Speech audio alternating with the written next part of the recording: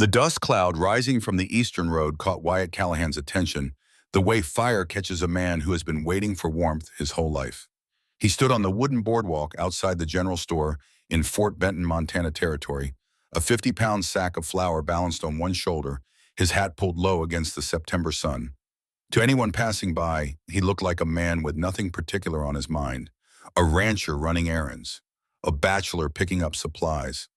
But his eyes kept drifting eastward to the road that wound down from the mountains and stretched all the way back to a world he had never seen, a world of cobblestone streets and gas lamps and universities, a world called Philadelphia he had not told his brothers.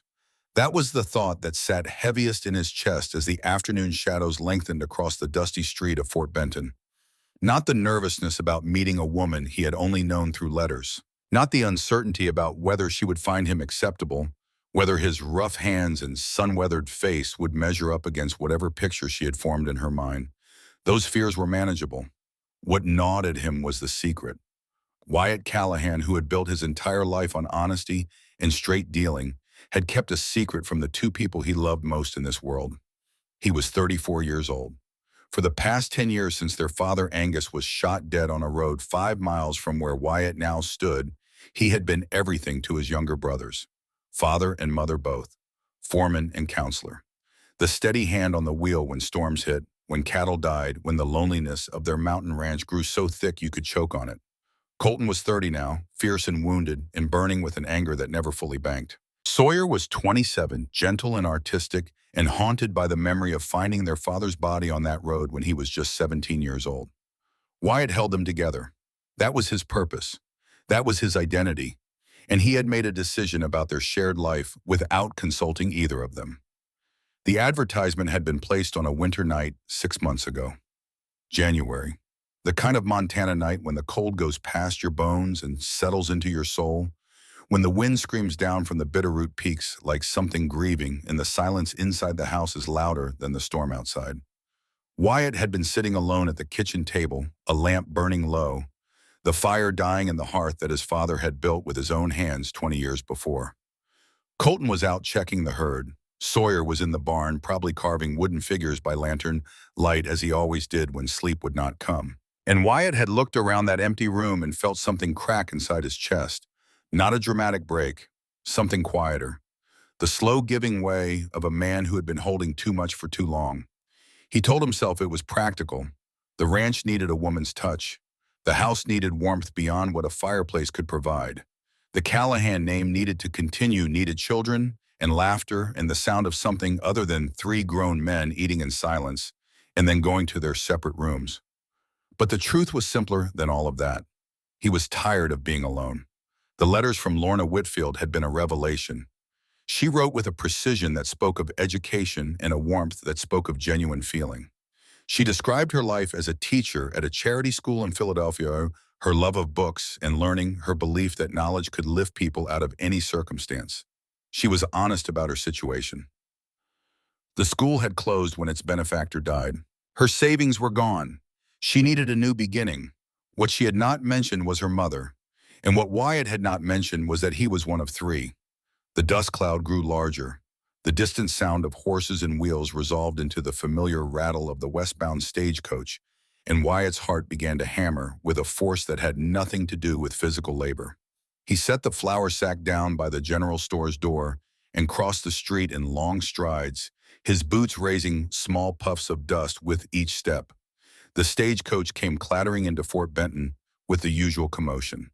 The driver hauled on the brake. The horses snorted and stamped. Passengers who had been jostled for days shifted in their seats, and the coach rocked on its leather springs before settling with a groan in front of the modest hotel that served as the town's gathering point. Wyatt positioned himself near the coach door, removed his hat, and waited. A gloved hand appeared first, small, delicate, reaching for the doorframe, with the careful precision of someone who has learned to move gracefully through a world that offers no guarantees. Then the hand was followed by a woman, and Wyatt Callahan forgot how to breathe. Lorna Grace Whitfield stepped down from the stagecoach and into the September light of Fort Benton, Montana territory. She was smaller than he had imagined, barely reaching his chest, with honey blonde hair partially pinned up in a modest arrangement that was losing its battle against the rigors of cross-country travel. Soft tendrils escaped around her face and temples, catching the golden afternoon sun in a way that made them glow. Her face was heart-shaped, her features delicate with high cheekbones and a small straight nose and full lips that were pressed together in an expression of tightly controlled composure. She wore a traveling dress of navy blue, fitted and tasteful, with small lace details at the collar and cuffs. The fabric showed the dust and wear of days on the road, but it maintained an air of dignity that no amount of trail dust could erase. But it was her eyes that struck him. Cornflower blue, large and expressive, fringed with dark lashes. And in those eyes, Wyatt saw something he recognized from his own mirror on hard mornings. Intelligence warring with exhaustion. Hope wrestling with fear. The look of a person who has bet everything on a single throw and is waiting to see where the dice land. She was not beautiful in the way of magazine illustrations. She was beautiful in the way of real things, living things. The way a mountain meadow is beautiful after a hard winter when the first wildflowers push through the snow and declare that they will not be defeated. Then the world shifted under his feet. A second figure emerged from the coach, and everything Wyatt thought he understood about this arrangement changed in the span of a heartbeat. An elderly woman took Lorna's offered hand and descended the coach steps with painful slowness. She was thin and frail, with silver hair pulled back from a face mapped with the lines of 63 years of living. Her eyes were faded blue but sharp as cut glass, taking in her surroundings with an alertness that contradicted her physical fragility. Her lips had a slight bluish tint that Wyatt recognized immediately. He had seen it on calves born too early, on hands exposed too long to winter cold. It was the color of a heart that could not pump enough blood, could not push enough life through the body that depended on it. Lorna positioned herself beside the older woman with a protectiveness that was instinctive and absolute, one hand on her mother's elbow, the other ready to catch her if she stumbled. "Mama, careful now," Lorna said softly. Her voice carried across the street despite its gentleness, and it was the first time Wyatt heard her speak. The sound of it settled somewhere deep in his chest and stayed there. "We are here. We made it." The letters had never mentioned a mother. Wyatt processed this in 3 heartbeats. First heartbeat, she lied to me. Second heartbeat, no, she omitted. The way I omitted my brothers. Third heartbeat, it does not matter. Look at them. 2 women standing on a boardwalk in a town they have never visited, carrying everything they own in 2 worn carpet bags, and a trunk that could not have weighed more than 30 pounds. They have no one. They are alone in the world, and they came all this way on the strength of letters from a stranger. The station manager, a round man named Clyde, who had opinions about everything and the discretion to share none of them, was already approaching the women. Wyatt could not hear the exchange, but he could read bodies the way any rancher reads weather. Lorna's shoulders went rigid. Her chin lifted in that gesture of defensive pride that people make when they know bad news is coming and refuse to be diminished by it. Clyde was shaking his head. The hotel was full, or he doubted their ability to pay, or both. Wyatt crossed the remaining distance in 4 strides. "Excuse me," he said, and both women turned to look at him. Up close, Lorna's eyes were even more remarkable. Cornflower blue with darker rings around the iris, wide and watchful and bright with tears she was clearly fighting to contain. She studied him with an assessing gaze that held both hope and wariness, and Wyatt found himself standing straighter, wanting to be worthy of whatever she saw. "Miss Whitfield, I am Wyatt Callahan." Recognition flooded her face, followed by something more complex, relief and anxiety, and the particular vulnerability of meeting someone who holds power over your future. "Yes," she said. "I am Lorna Whitfield. Are you Mr. Callahan?" He nodded, then turned to the elderly woman. "And you must be Mrs. Whitfield. I am pleased to meet you both." Agnes Whitfield fixed him with those faded blue eyes that missed nothing. "Agnes Whitfield," she said, her voice thin but steady as a church bell. "I apologize for the surprise, Mr. Callahan. Lorna wrote to tell you about me, but I suppose the letter did not arrive before we had to leave Philadelphia." Had to leave. Not chose to leave. Had to. Wyatt filed that away. Whatever had driven their departure was urgent enough that they could not wait for a reply that never came. Desperation made people vulnerable, and something inside Wyatt Callahan, something that had been shaped by watching his mother care for neighbors in need, and by bearing a father who believed that a man's worth was measured by how he treated those weaker than himself, that something rose up and made the decision before his conscious mind could weigh the costs. No letter arrived, he said, keeping his voice steady and kind, the same tone he used with spooked horses and frightened cattle. But that does not change anything important. Our home has room for both of you if you are still willing to consider the arrangement we discussed. The relief that washed over Lorna's face was so profound, so naked, that Wyatt felt his own eyes sting. She had been braced for rejection. She had probably rehearsed a dozen speeches on that long stagecoach ride. An argument is for why her mother should be accepted promises of extra labor and minimal burden. The fact that he had not hesitated, had not even paused, had stripped away every rehearsed word and left her standing in raw emotion. "You mean that?" she asked, and there was a tremor in her voice that she could not hide despite her obvious effort. "We would not be an imposition.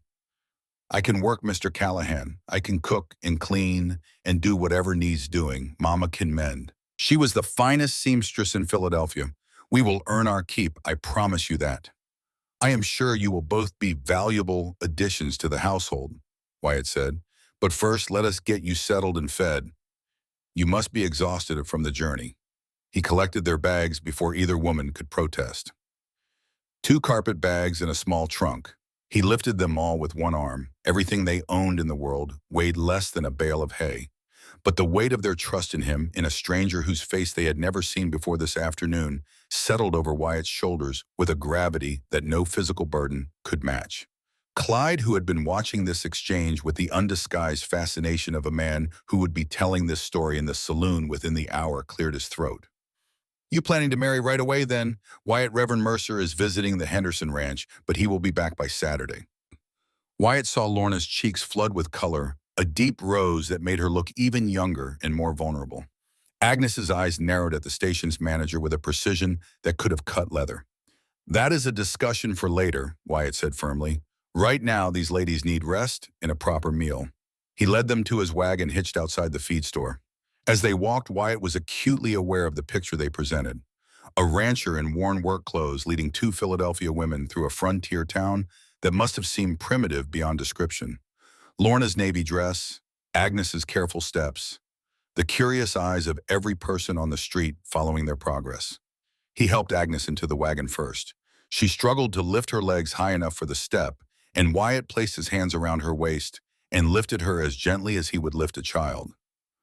She weighed almost nothing. Agnes settled onto the bench with a small sound of relief and exhaustion, and her eyes found Wyatt's with an expression that said she was measuring him, assessing whether this man was what he appeared to be, or merely performing kindness until the audience lost interest. Lorna climbed up with more ease, settling beside her mother and immediately arranging their skirts against the dust. Her hands were shaking slightly, and Wyatt pretended not to notice. "It is about 5 miles to the ranch," he said as he took his seat and gathered the reins. "The road is rough in places, but I will take it slow. There is water in the canteen under the seat if you need it." "Thank you, Mr. Callahan," Lorna said. "You are very kind, more than we had any right to expect." The road from Fort Benton to the Callahan Ranch climbed gradually into the foothills of the Bitterroot Mountains, winding through stands of lodgepole pine and past meadows still golden with late-season grass. The landscape transformed with each mile. The flat, dusty openness of the town gave way to something grander and wilder. Granite outcroppings rose from the hillsides like the bones of the earth itself. Streams ran clear as glass over beds of smooth stone. And above it all, the Bitterroot Peaks stood in a wall of stone and snow, their summits catching the afternoon light in shades of orange and gold that seemed too vivid to be real. Wyatt talked as he drove, keeping his voice low and steady, explaining the landscape and the climate and the challenges of ranching in mountain country. He was not normally a talkative man. Words cost him effort in a way that physical labor never did. But he understood that these women needed to hear his voice, needed the reassurance of ordinary conversation to anchor them in this extraordinary situation. During the ride, he learned pieces of their story. Agnes's husband, Edmund, had been a professor and scholar, a man whose radical ideas about educating women and the poor had cost him his position at the university and eventually his reputation. He died 15 years ago in an accident at the Philadelphia docks, crushed when a crane collapsed while he was helping unload donated books for a charity school. Lorna had been 7 years old. Agnes had supported them through her sewing. 30 years of needlework building a reputation as the finest seamstress in their neighborhood. But her heart had been weakening for years, and the smoke and filth of the city made everything worse. When Lorna's teaching position ended, when the charity school closed with only a week's notice, the last pillar holding their lives upright had been knocked away. "I saw your advertisement in a newspaper someone had left at the boarding house." Lorna said, her voice careful and measured, as if she were narrating someone else's life rather than her own. It seemed like a chance for both of us to begin again. Agnes had been watching the mountains during this conversation with an intensity that went beyond a newcomer's curiosity. Her faded blue eyes swept across the ridgelines and the valleys below, with a focus that made Wyatt glance at her twice. It was not awe he saw on her face. It was recognition. "I like this land," Agnes said, her thin voice carrying unexpected conviction. "Edmund would have loved it here. He always said Montana was the most beautiful place God ever made." The specificity of the statement caught Wyatt's attention. A Philadelphia professor with opinions about Montana. But before he could ask, Agnes continued. "He came out west once, years before we married, in 1855. He never stopped talking about these mountains, said they reminded him of cathedrals." Something flickered in her expression then. Not just nostalgia, something purposeful. Something she was keeping close, the way you keep a card against your chest when the stakes are high and the game is far from over.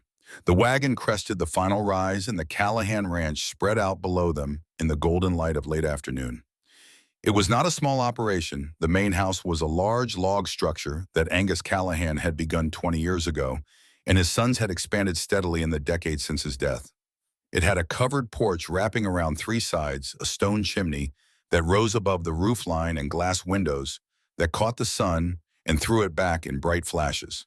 Beyond the house stood a substantial barn, a chicken coop, a smokehouse, a root cellar dug into the hillside corrals for horses, and a bunkhouse for seasonal hands. The whole property sat in a high valley where two creeks converged, with pastures stretching out in three directions, and the Bitterroot Peaks standing guard behind it all, like the walls of a fortress. "Home," Wyatt said simply. And there on the porch, two figures stood watching the wagon approach. Even from 100 yards, Lorna could see that they were enormous. As tall as Wyatt or close to it, with the same broad shoulders and the same hard set to their jaws. They stood with their arms crossed, and their postures ranged from open curiosity to something much closer to hostility. The silence in the wagon became very heavy. Lorna turned to Wyatt, and he could see the realization forming in her cornflower blue eyes. The understanding that he had kept his own secret just as she had kept hers. "Mr. Callahan," she said, and her voice had gone quiet in a way that was more alarming than any shout. "Your letters mentioned that you had family. You did not mention that your family would be quite so present." "My brothers," Wyatt said. He felt the weight of his omission like a stone in his chest. "Colton and Sawyer, they live here. We run the ranch together." Agnes placed a hand on Lorna's arm. Whether to steady her or restrain her was unclear. "You might have mentioned that," Lorna said. "You might have mentioned your mother," Wyatt replied. A beat of silence, then another. The horses plodded forward. The porch grew closer, and then Lorna Grace Whitfield, 22-year-old schoolteacher from Philadelphia, orphan and caretaker, and woman who had gambled her entire life on a newspaper advertisement, did something that Wyatt Callahan would remember for the rest of his days. She laughed. Not a polite laugh or a nervous laugh. A real one, startled out of her by the sheer absurdity of their situation. Two people who had come together through carefully worded letters, each concealing the one thing they feared would ruin the arrangement, now confronted with each other's secrets simultaneously. "It seems," Lorna said, and her eyes were warm with a light that had not been there before, "that we both have some explaining to do." "It seems we do," Wyatt agreed. The wagon stopped in front of the porch. Colton Callahan came down the steps like a storm rolling off the mountains. He was 30 years old, slightly shorter than Wyatt, but broader through the shoulders, with light auburn brown hair that fell across his forehead and amber eyes that burned with a heat you could feel from 10 feet away. Everything about him radiated coiled energy and barely contained fury. "What is this?" Colton said, his voice a low growl that he aimed at Wyatt, but that carried clearly to every ear present. He looked from Lorna to Agnes to the bags in the wagon bed and back to his brother. "What is this, Wyatt?" "This is Miss Lorna Whitfield and her mother. Mrs. Agnes Whitfield. Miss Whitfield has traveled from Philadelphia to discuss an arrangement I offered through correspondence. Correspondence. The word came out flat as a blade. A mail-order bride. You sent for a mail-order bride without telling us. I did, and she brought her mother. Colton looked at Agnes, and despite everything burning inside him, something shifted when he saw her. The thin silver hair, the blue-tinged lips, the way she leaned against her daughter as if gravity had become her enemy. Agnes Whitfield was nobody's threat. She was somebody's grandmother, frail and exhausted, and very far from home. Even Colton Callahan's battered sense of compassion could not pretend otherwise. Her mother, who is clearly not well. She is not, Wyatt confirmed, and they have both traveled a very long way. So whatever you need to say to me, and I can see you have a considerable amount, you will say it later. Right now, they need rest and food and the kind of welcome that our mother raised us to give. The mention of Mary Callahan was surgical. Their mother had been a woman whose principles were forged in the same Scottish iron that ran through her blood, and the first among those principles was that you never turned away a person in need. You never closed your door to someone standing on your porch with nowhere else to go. The name settled over Colton like a hand on his shoulder, steadying him against his will. His jaw clenched hard enough to crack walnuts, but he stepped aside. Sawyer had already moved. The youngest Callahan brother came forward with a gentleness that seemed impossible in someone his size. 6 feet 5 inches of muscle and bone, with dark blonde hair that caught the golden light and amber-green eyes that held a warmth his middle brothers lacked entirely. He moved the way he did everything with the quiet care of a man who had spent years handling newborn animals and shaping delicate woodwork with hands large enough to palm a man's skull. He offered Agnes his arm without a word of introduction or explanation. "Ma'am," he said, his deep voice soft as lamb's wool, "let me help you inside. There is a chair by the fire, and I will get the kettle going." Agnes looked up at this enormous young man who was offering to make her tea with the same earnest attention most men reserved for matters of commerce and war. Something passed between them that had nothing to do with words. Agnes had lost a son in infancy years before Lorna was born. Sawyer had lost a mother who would have been Agnes's age if she had lived. Neither knew the other's loss, but recognition does not always require explanation. "Thank you, young man," Agnes said, and her voice quavered with a gratitude that she was too tired to disguise. "You remind me of my Edmund. He was big like you and gentle with it." Sawyer blinked. Then he guided Agnes up the porch steps with infinite care, his massive arm her shield against gravity and exhaustion and all the miles she had traveled to reach this place. Inside, the Callahan house revealed itself as a domain of men living without feminine influence. It was clean enough, mostly Sawyer's doing, but it was bare in ways that told a story. No curtains softened the windows. No rugs warmed the plank floors. No photographs or decorations or flowers or any of the small touches that transform a structure of wood and stone into something worth coming home to. The furnishings were hand-built and sturdy. The kitchen had a proper iron stove that had been Mary Callahan's pride. 4 bedrooms branched off a short hallway. Everything was functional. Nothing was beautiful. Wyatt gave Lorna and Agnes the bedroom that had belonged to his parents. The largest room, the best mattress, the window that faced the mountains.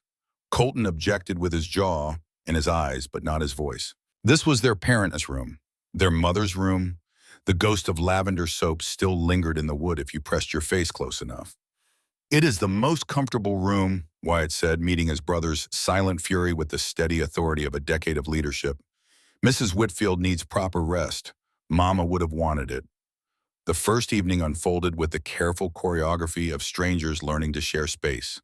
Wyatt prepared stew while Lorna helped with an efficiency that transformed the kitchen's operations within 30 minutes. She reorganized the spice shelf, asked intelligent questions about storage, and produced from the same basic ingredients a meal that was markedly better than anything the brothers had managed in 10 years of bachelor cooking. Sawyer tended to Agnes with a devotion that went beyond courtesy. He positioned her chair at the optimal distance from the fire, wrapped a blanket around her shoulders before she could shiver, and served her tea in the least chipped cup in the household. Colton sat in the far corner, cleaning his rifle with an aggression that turned the mundane task into a statement of protest. He ate quickly, spoke to no one, and watched everything with the intensity of a man cataloging evidence for a trial. Every gesture Lorna made, every word Agnes spoke, he examined for deception. Because 2 years ago, a woman named Della Voss had come into Colton's life with warm smiles and gentle lies. She had been beautiful and attentive, and everything a lonely man on a remote ranch could want. And she had been sent by Silas Drummond, the wealthy rancher who owned the property east of the Callahans, to spy on the family and gather information about their land holdings. Colton had opened his heart for the first time since his mother's death, and Della had walked through it like a thief through an unlocked door, taking what she needed and leaving wreckage behind. The memory of that betrayal sat in Colton's chest like a swallowed blade. Agnes proved to be the unexpected architect of the evening's conversation. Despite her obvious exhaustion, she engaged Sawyer with questions about the house. Who had built the fireplace their father Angus 20 years ago? Who carved the mantelpiece? Sawyer himself, and the admission brought a blush to his weathered cheeks. Was the kitchen garden productive? It was not. Growing things had been Mary's province, and her sons had not inherited the gift. My Edmund could grow anything, Agnes said. He always told me the soil needed to be spoken to. I thought he was foolish until I saw his tomatoes. She paused and something moved behind her eyes. He traveled out west once, years before we married, 1855. He never stopped talking about Montana, said the mountains were like standing inside a cathedral that God built for himself. Later, when the women had retired and the house had settled into the particular silence that follows the departure of guests, the three Callahan brothers convened on the front porch for the reckoning that had been building since the wagon pulled up. The night was clear and bitterly cold. Stars blazed across the Montana sky in numbers that no city dweller could imagine, the Milky Way a river of light arching overhead. In the distance, wolves howled on the far ridge, their voices ancient and thin. Colton did not waste time. You had no right. This ranch belongs to all three of us equally. Pa left it to all three of us. You do not get to make decisions like this on your own. I placed an advertisement, Wyatt replied, his voice low and measured. I answered letters. I invited a woman to discuss an arrangement. I did not sell the ranch or give away anyone's share. You brought a strange woman into our home. 2 strange women, without a word to either of us. Colton's voice was tight as barbed wire. What if she is another Della? The name landed like a slap in the cold air. Sawyer flinched. Wyatt held steady. She is nothing like Della. Della was sent by Drummond to spy on us. Lorna is a school teacher who answered a newspaper advertisement because she and her dying mother had nowhere else to turn. There is a difference, Colton, and you know it. I know nothing about her. Neither do you. Letters are easy to fake. And what is the alternative? Wyatt stepped closer to his brother, not aggressive but immovable. We live here alone for the rest of our lives, 3 brothers growing old in silence, watching the ranch our father built become an empty monument to stubbornness. Pa wanted grandchildren. Mama wanted us to build families. This ranch needs life in it, not just labor. Sawyer spoke then. His quiet voice cut through the argument the way a sharp blade cuts through rope, clean and final. Her hands were shaking. Both brothers turned to look at him. Sawyer was leaning against the porch rail, his massive frame silhouetted against the stars, his amber-green eyes reflecting the lamplight from inside the house. At dinner, Sawyer continued, her hands were shaking the whole time. She was terrified. But she sat at that table with 3 men she had never met, in a house she had never seen, in a territory she had never visited, and she did not run. She did not cry.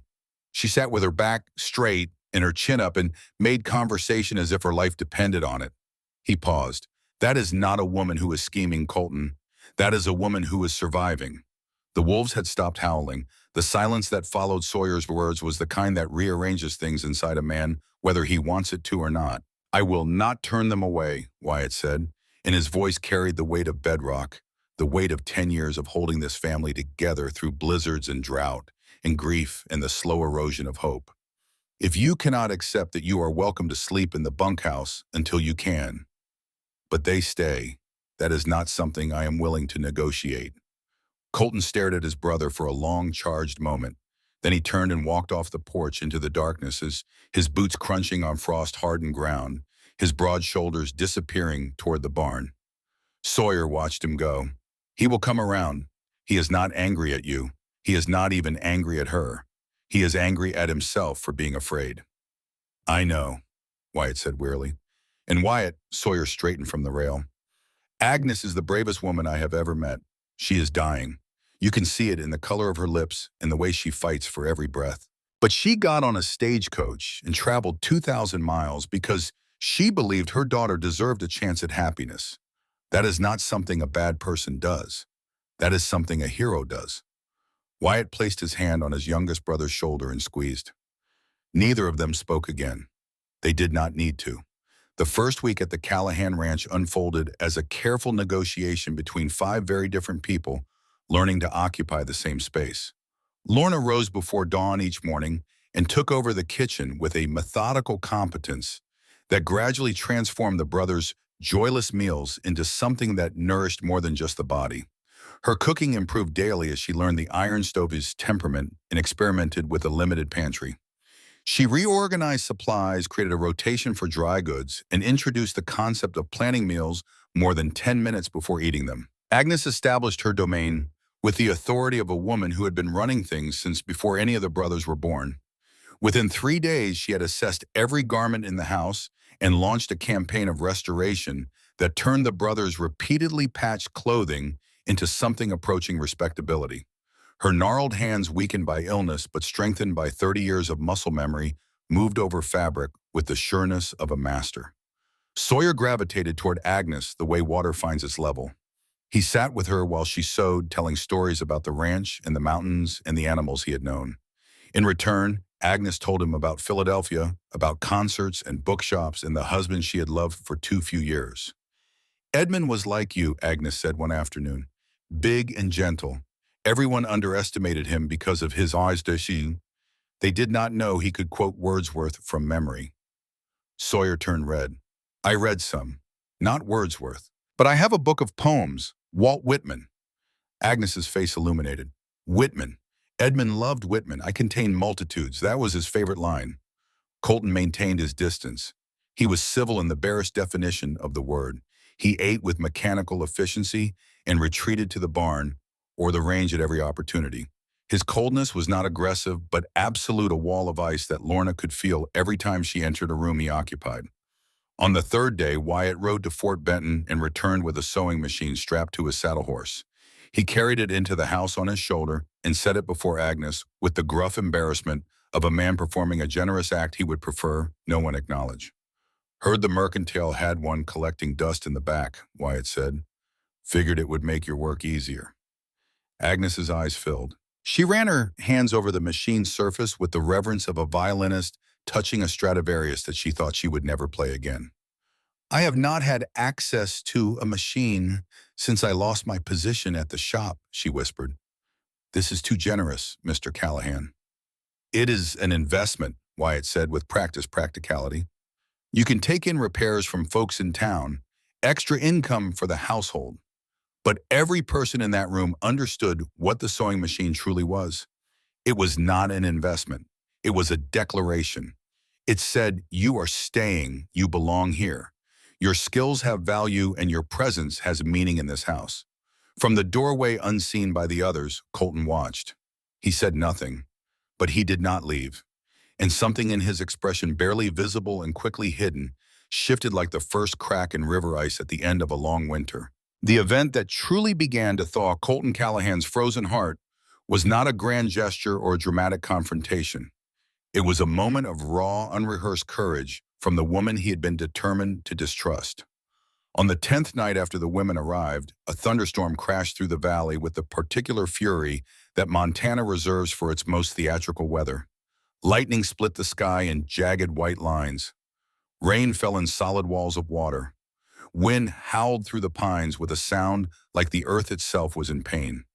The cattle in the upper pasture panicked, and all 3 brothers saddled up and rode into the storm to prevent a stampede that could scatter half their herd across the territory. Lorna and Agnes were alone in the house. The fire snapped and popped. The windows rattled like teeth in a fever. Agnes slept unbothered by storms after 63 years of weathering them. Lorna sat by the fire pretending to read a book she had not turned a page of in 30 minutes. Then she heard the sound from the barn. Not a neigh, not a whinny, a scream, the unmistakable sound of a horse in severe distress. Lorna did not think. She grabbed the first coat she could find, which turned out to be Sawyer's, and hung past her knees, snatched a lantern from the hook by the door and ran through the rain to the barn. Inside, in a stall awash with straw and blood, she found one of the mares in the grip of a complicated labor. The foal was turned wrong. Lorna did not know enough about horses to understand the specifics, but she could see the mare thrashing in agony, and she could see that something was terribly, desperately wrong. The mare was Copper, Colton's horse, the one he had raised from a yearling, the horse that would kick and bite any stranger who came near her, especially when she was in pain. Lorna Grace Whitfield knew nothing about foaling. She had never touched a horse before arriving in Montana 10 days ago. She was a school teacher from Philadelphia whose most dangerous previous experience involved carrying a stack of textbooks up 4 flights of stairs. But the mare was dying. The foal was dying. The brothers were miles away in the storm, and no one else was coming. So Lorna entered the stall. She placed her small hands on the mare's sweat-soaked neck, and she began to talk. She talked the way she had talked to children on their first terrified day of school. Steadily, calmly, with the absolute conviction that everything would be all right, even though she was not remotely sure of it. She talked about the ranch and the mountains and the beautiful morning that would follow this storm. She talked about the foal that was coming and how strong it would be and how much its mother loved it. She talked about courage and endurance and the stubborn refusal to give up when the world turns dark. She talked and talked and talked, her voice a thread of calm in the chaos, her hands gentle and constant on the mare's trembling neck. And the mare responded. Not immediately, but gradually the thrashing subsided. The breathing steadied. Copper turned her great dark head and looked at Lorna with liquid eyes that held something beyond animal instinct. Trust. The unconditional trust of a creature that has decided for reasons that defy explanation that this stranger means safety. The natural process resumed. An hour later, the longest hour of Lorna's life, a foal slid into the world on a rush of blood and fluid that destroyed her navy blue dress beyond any hope of repair. When the brothers returned 2 hours later, soaked and mud-caked and exhausted from wrestling cattle in the storm, they found Lorna sitting in the straw of the stall. She was covered in blood and afterbirth and tears. A healthy newborn foal slept in her lap. And Copper the mare, who trusted no one, was nuzzling the back of Lorna's neck with the tenderness of a mother who knows her child has been saved by a stranger's hands. Colton stopped in the barn doorway. He stared at the scene before him. His horse. His Copper, who had broken the arm of the last ranch hand who tried to help during a foaling. Copper, who kicked and bit and screamed at anyone who was not Colton. Copper was letting the small Philadelphia woman hold her foal. Copper was nuzzling her. That mare, Colton said slowly, his voice rough with something that was not anger.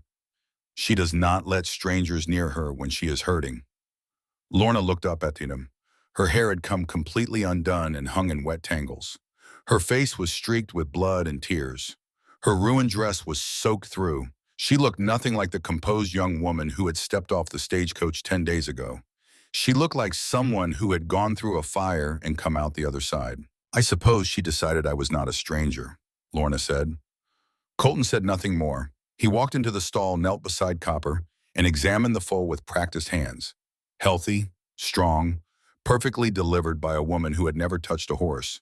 He looked at Lorna again, and what he saw made something fundamental shift behind his amber eyes.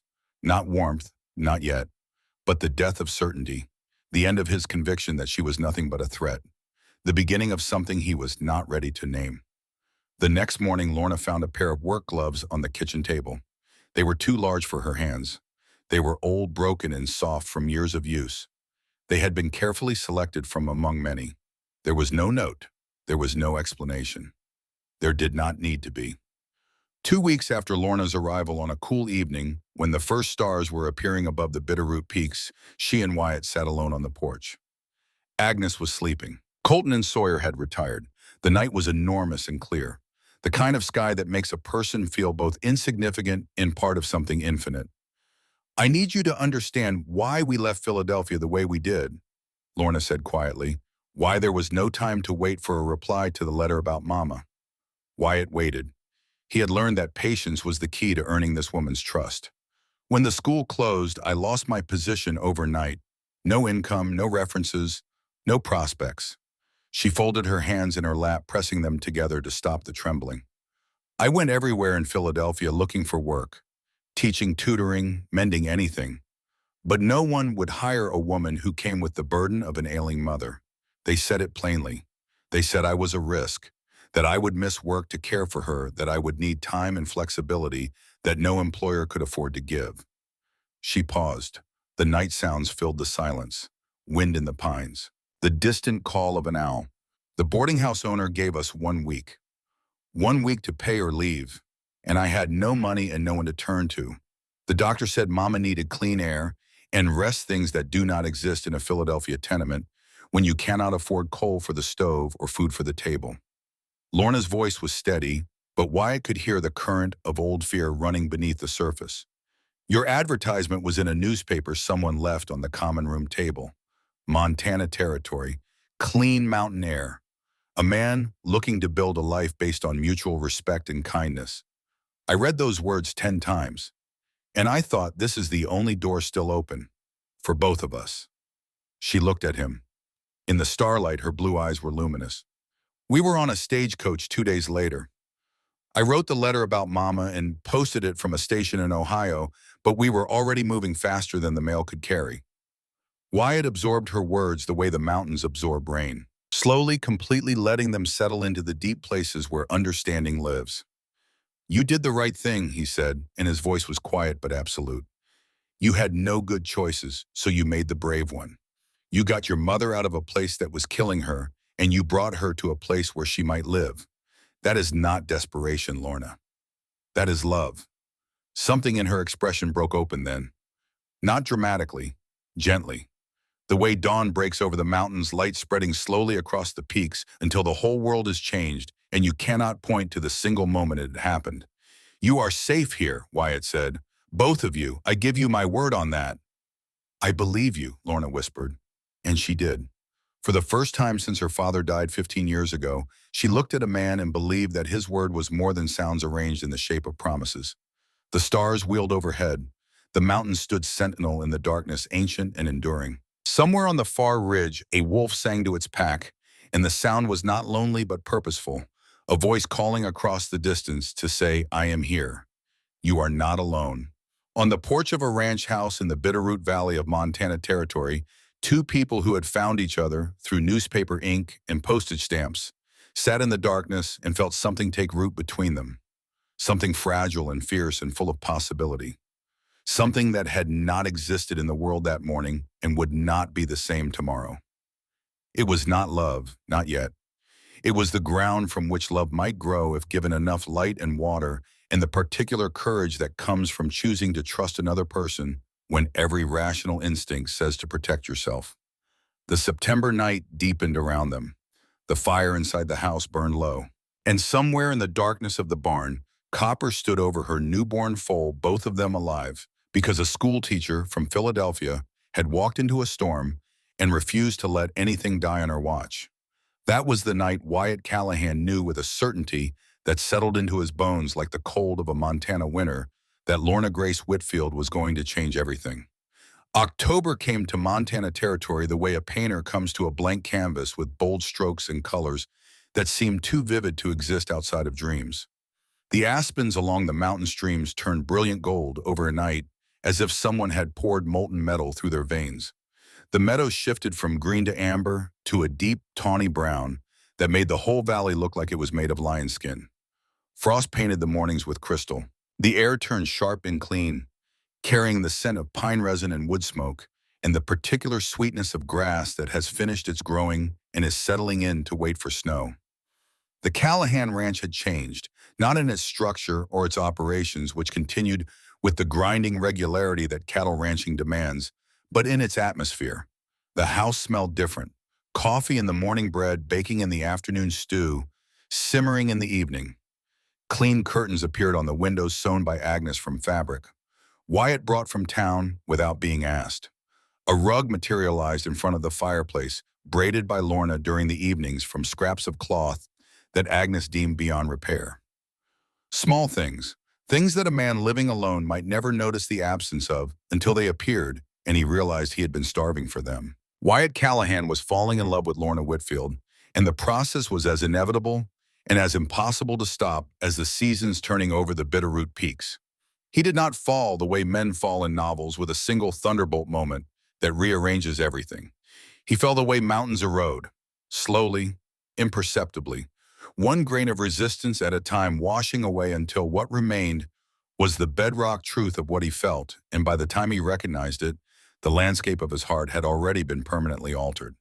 The question of marriage hung between them like morning mist, present, visible, not quite solid enough to grasp. Wyatt had not pressed the matter. He remembered that Lorna had come to Montana not out of romantic longing, but out of survival necessity, that she had been cornered by circumstance into trusting a stranger with her future and her mother's life. He was determined to be a man who earned trust rather than demanded it. He would offer. He would wait. He would let Lorna come to him on her own terms and in her own time. If she never came, he would accept that. Her presence in his life was already more than he had dared to hope for on that cold January night when he had placed the advertisement. The courtship, when it began, took a form that no etiquette book in Philadelphia could have anticipated. Riding lessons. Wyatt selected the gentlest mare in the string, a bay named Penny, who had the temperament of a large jaw and the patience of a schoolteacher. He spent hours in the corral with Lorna, explaining the basics of horsemanship with the same steady patience he brought to everything. How to hold the reins without gripping them like a lifeline. How to use your legs and your weight to communicate direction. How to trust the animal beneath you and let her do the thinking when the terrain got rough. Lorna was a quick study with her mind and a disaster with her body. She understood the theory immediately and executed it with the coordination of a newborn foal. She listed to the left. She bounced when she should have sat. She pulled the reins when she should have released them and released them when she should have held steady. She fell off Penny 3 times in the first week, each time picking herself up from the dirt with a determination that refused to acknowledge embarrassment. I believe this horse and I have a philosophical disagreement about the direction of travel, Lorna announced after her third dismount, brushing dust from a dress that was rapidly becoming unsuitable for anything except scarecrow duty. And she climbed back on. Wyatt found himself hyper-aware of every moment of physical contact during these lessons. His hand at her waist when she wobbled, his fingers over hers on the reins adjusting her grip, his arm catching her when she slid sideways. Each touch was necessary and brief and careful, and each one burned itself into his memory with an intensity that surprised him. Her waist was small enough that his hand could nearly span it. Her fingers inside his were delicate and precise. She smelled of soap and bread flour and the particular scent that was uniquely hers, something clean and warm that he had no name for. Lorna was aware of him too. He could see it in the way her breathing changed when he stood close, in the color that rose in her cheeks when their hands touched, in the way her eyes followed him when she thought he was not looking. She had never been courted, never been kissed. She had lived a sheltered life of books and classrooms and the quiet heroism of caring for a dying mother, and the physical proximity of a man like Wyatt Callahan was uncharted territory, more daunting than anything Montana could offer. Colton watched the riding lessons from inside the barn, where he pretended to be occupied with tack repair. He said nothing, but a ghost of something that was not quite a smile crossed his face when Lorna fell off for the 3rd time, stood up, made her remark about philosophical disagreements, and climbed back on the horse with dirt on her face and fire in her blue eyes. Courage interested Colt to question, stubbornness he respected, and the combination of both in a woman who weighed less than his saddle was beginning to work on him in ways he did not fully understand. Sawyer contributed to the atmosphere of courtship in his own way. He built a bookshelf for Lorna. It appeared one afternoon in the main room while she was out collecting eggs, a beautiful piece of carpentry with hand-carved vine patterns in a finish so smooth it felt like touching water. When Lorna saw it, she stood before it for a long moment without speaking. Then tears filled her eyes. "Sawyer," she said, "this is the most beautiful thing anyone has ever made for me." Sawyer turned the color of a September sunset from his collar to the tips of his ears. "Just wood and nails," he mumbled, studying his boots with the intensity of a man reading scripture. "It is not just wood and nails," Lorna said firmly, her teacher's voice emerging. "It is a home for my books. And anyone who builds a home for books understands what matters in this world." Later, she found him in the barn carving a wooden horse and asked him to teach her. They sat together on hay bales, Sawyer's enormous hands guiding Lorna's small ones on the knife shaping the curve of a horse's neck from a block of pine. He read her a poem he had written, haltingly embarrassed, his deep voice barely above a whisper. It was about the mountains at dawn. It was beautiful. Lorna told him so and meant it, and Sawyer looked at her as if she had given him something precious. Agnes observed the household dynamics with the sharp eye of a woman who had spent 63 years studying human behavior and finding most of it predictable. She saw clearly that all three brothers cared for Lorna. Wyatt with quiet, burning devotion. Colton with grudging, reluctant protectiveness that he himself did not yet recognize. Sawyer with open brotherly affection that was pure and uncomplicated. But Agnes also saw with the certainty of a woman who had loved deeply and understood its workings that Lorna's heart had chosen Wyatt. It was visible in the way her daughter's eyes tracked him when he entered a room, in the way her voice changed when she spoke to him, dropping half a register and softening at the edges, in the way her hands stilled on whatever task they were performing when his boots sounded on the porch steps. "He is a good man," Agnes told Lorna one evening when they were alone in their room. "All three of them are. But Wyatt is the one your heart has fixed on. I can see it every time you look at him." "Mama," Lorna protested, her cheeks flushing. "Do not mama me, Lorna Grace. I am old, not blind, and certainly not deaf. I hear your breathing change when he walks into a room." Agnes's voice softened. "You deserve to be loved, child. Not just sheltered, not just respected, loved, the way your father loved me. Like you are the answer to a question he did not know he was asking."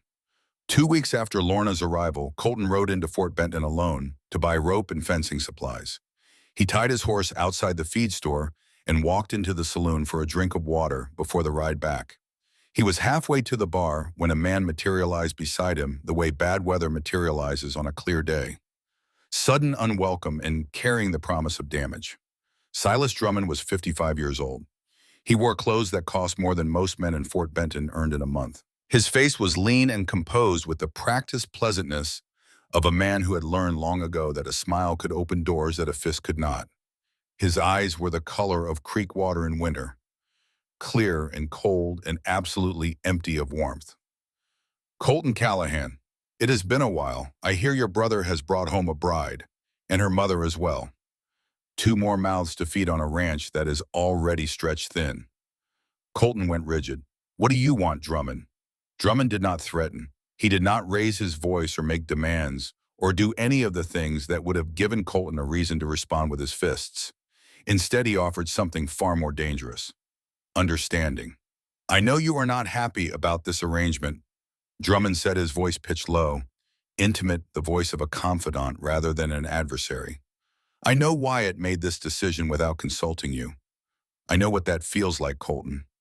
Being treated like a hired hand on your own land. Having your voice ignored in your own family. You do not know anything about my family. I know about Della." The name dropped like a stone into still water. "She worked for me, yes. I will not pretend otherwise. But I will tell you something. What she felt for you was real. She told me that herself. She was supposed to gather information, and she did, but her feelings for you were genuine.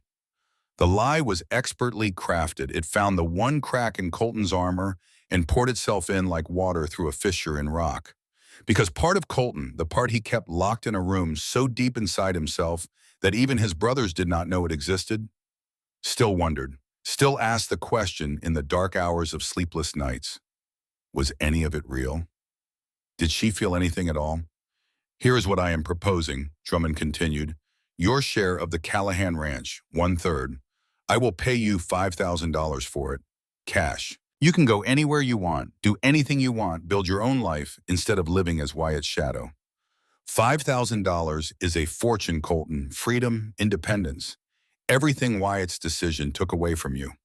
$5,000 in 1878 was indeed a fortune. More money than most men saw in a decade. And Drummond had aimed his words with the precision of a marksman, hitting every bruise and pressure point that Colton carried. The feeling of being a subordinate on land that was supposed to be equally his. The rage at Wyatt for making unilateral decisions. The unhealed wound of Della's betrayal. the hunger for something that belonged to him alone. Colton did not answer. He left the saloon without his water, mounted his horse, and rode back to the ranch in silence. For 3 days after that encounter, Colton was different, colder, more withdrawn than usual, which was saying something for a man whose default state was already Arctic. He avoided Wyatt's eyes. He ate alone. He worked the range from dawn until well past dark, as if trying to outride something that had attached itself to his thinking. Lorna noticed. She had spent years reading children, and children were nothing if not transparent displays of emotional weather. Adults were only marginally more complex. She said nothing to Colton directly, but she told Wyatt, "Something has happened to your brother. Something from outside this house. He needs you." But it was not Wyatt who reached Colton, it was Agnes. She was sewing when Colton came into the kitchen for water on the third day. The house was otherwise empty. Lorna was gathering eggs. Wyatt and Sawyer were in the upper pasture. Agnes looked up from her machine and fixed Colton with those faded blue eyes that cut through pretense, the way a hot blade cuts through butter. "Someone has been filling your ears with poison," Agnes said. It was not a question. Colton froze with the dipper halfway to his mouth. "Excuse me, I have lived 63 years, Colton Callahan. I know what a man looks like when someone has planted doubt in his mind about the people he loves. My Edmund was the same way once. A man at the university told him his family was holding him back, that his ideals were worthless, that he should abandon his schools and his causes and take a comfortable position where he would not have to fight every day of his life." She set down her sewing and looked at him directly. Edmund almost listened. He was tired and poor, and the fighting never seemed to end. But he came home one evening and he looked at me, and he looked at Lorna, who was 5 years old and reading a book by the fire, and he said, "Agnes, I nearly made the worst mistake of my life today. Because a man who tells you your family is a burden is a man who wants you to be alone, and a man alone is a man who can be destroyed." The room was very quiet. The fire popped. The sewing machine sat silent. "You are being told that your family is a burden," Agnes said, "that your brothers do not value you, that you would be better off alone. Whoever is telling you this does not want you free, Colton. He wants you separated, because he knows he cannot beat the three of you together." Colton stood absolutely still for a long moment. His eyes moved slowly around the kitchen. The fireplace his father had built, the table Sawyer had made, the sewing machine Wyatt had bought for Agnes, the bookshelf that held Lorna's small collection, the smell of bread that Lorna had set to rise before going out to the chickens. Every object in this room had been placed here by someone who belonged to this family. Every surface bore the marks of hands that had chosen to build something together rather than apart. "Drummond," Colton said quietly. "Drummond offered to buy my share, $5,000. Agnes did not look surprised. "Of course he did. That is what men like him do. They find the crack and they pour themselves in. Your mother would have known that. She would have told you exactly what I am telling you now." "What is that?" "That the most dangerous lie is the one wrapped around a kernel of truth. Wyatt did make a decision without asking you. That is real and you have a right to be angry about it. But the answer to that anger is not selling your birthright to the man who murdered your father. The answer is standing in your brother's kitchen and saying, 'I am here. This is my home, and no one is taking it from me.'" That evening, Colton found Wyatt and Sawyer on the porch and told them everything. Drummond's approach, the offer, the lie about Della, the 3 days of temptation that had followed. Wyatt listened with a face of stone and fists that went white at the knuckles. Sawyer listened with eyes that grew darker with each sentence. When Colton finished, the silence on the porch was the kind that precedes either violence or resolution. There was no middle ground. "I will not sell," Colton said. "This is Pa's land, this is our home, and Drummond can go straight to the devil." Wyatt put his hand on Colton Shaw's shoulder. The grip was hard and real, and said more than any words could have managed.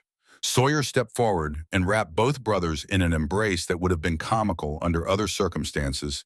3 enormous men clutching each other on a porch in the twilight, but was in that moment the most honest expression of love that any of them had managed in years. 3 weeks after Lorna's arrival on a brilliant October afternoon, when the aspens were at their peak and the sky was the impossible blue that only Montana can produce, Wyatt took her to Eagles Peak. It was the highest point on Callahan land, a granite overlook where the world unfolded below in a panorama that made words feel small and inadequate. The Bitterroot Mountains marched northward in a procession of stone and snow. The valleys spread out like a quilt stitched from gold and amber in the deep green of evergreen forests. The sky was so vast that standing beneath it made a person feel both infinitely small and infinitely connected to something larger than any human life. They sat on a flat rock, their horses grazing nearby. The sun was lowering, painting everything in light that seemed to come from another world. Wyatt draped a blanket over Lorna's shoulders as the temperature dropped and his hands lingered a moment longer than strictly necessary. Lorna felt the warmth of him through the wool and did not pull away. "I love it here," she said, and she meant everything. Not just this overlook, but this life. This land that had seemed so harsh and alien when she first arrived and had since revealed its beauty in 100 quiet ways. The tenacity of wildflowers growing from cracks in granite. The sound of snowmelt streams that was indistinguishable from laughter. The silence that was not empty but full. "I am glad," Wyatt said, "because I need to say something to you, Lorna, and I need to say it plainly." He turned to face her. In the dying light, his face was all angles and shadows, handsome in a way that had nothing to do with the conventions of Eastern drawing rooms, and everything to do with a character carved into a man by years of hard work and harder losses. "I have fallen in love with you, not because you are here, not because the arrangement brought you, not because it is convenient or practical or any of the other words I used to justify placing that advertisement. I love you because of who you are, your courage and your kindness, the way you walked into a barn in a thunderstorm and saved a horse you had never touched because you could not stand to let anything suffer, the way you laugh at yourself when you fall off penny, the way you read to your mother by lamplight when you think no one is listening, the way you see possibilities in everything and everyone, even a hard-headed rancher who does not deserve you." He paused. His whiskey-colored eyes held hers without flinching. "I love you, Lorna Grace Whitfield, and I am asking you properly and honestly to be my wife, not because of letters or advertisements, because we found each other, and I do not want to let you go." Tears ran down Lorna's cheeks, catching the sunset light like tiny prisms. No one in her entire life had spoken to her this way. No one had looked at her the way Wyatt Callahan was looking at her now, as if she were the single most important and astonishing thing in his whole world. As if she were not a burden or an obligation or a mouth to feed, but a gift. A miracle that had walked out of a stagecoach and into his life. "Yes," she whispered, the word coming out half laugh and half sob. "Yes, Wyatt, I will marry you because I love you too. Your patience and your decency, and the way you made room for Mama and me without a moment of hesitation. Your quiet strength and your terrible singing when you think no one can hear. The way you look at these mountains like they are something sacred. I love you, and I want to build a life with you. Here. Together." He kissed her. It was her first kiss. The first time any man's lips had touched hers. And the gentleness of it, the careful questioning tenderness with which Wyatt Callahan, a man who could break fence posts with his bare hands, pressed his mouth to hers, asking rather than taking, offering rather than demanding, was the most overwhelming physical sensation Lorna Grace Whitfield had ever experienced. When she responded, rising on her toes, her small hands finding the front of his shirt and holding on, the kiss deepened into something that was not just physical, but spiritual.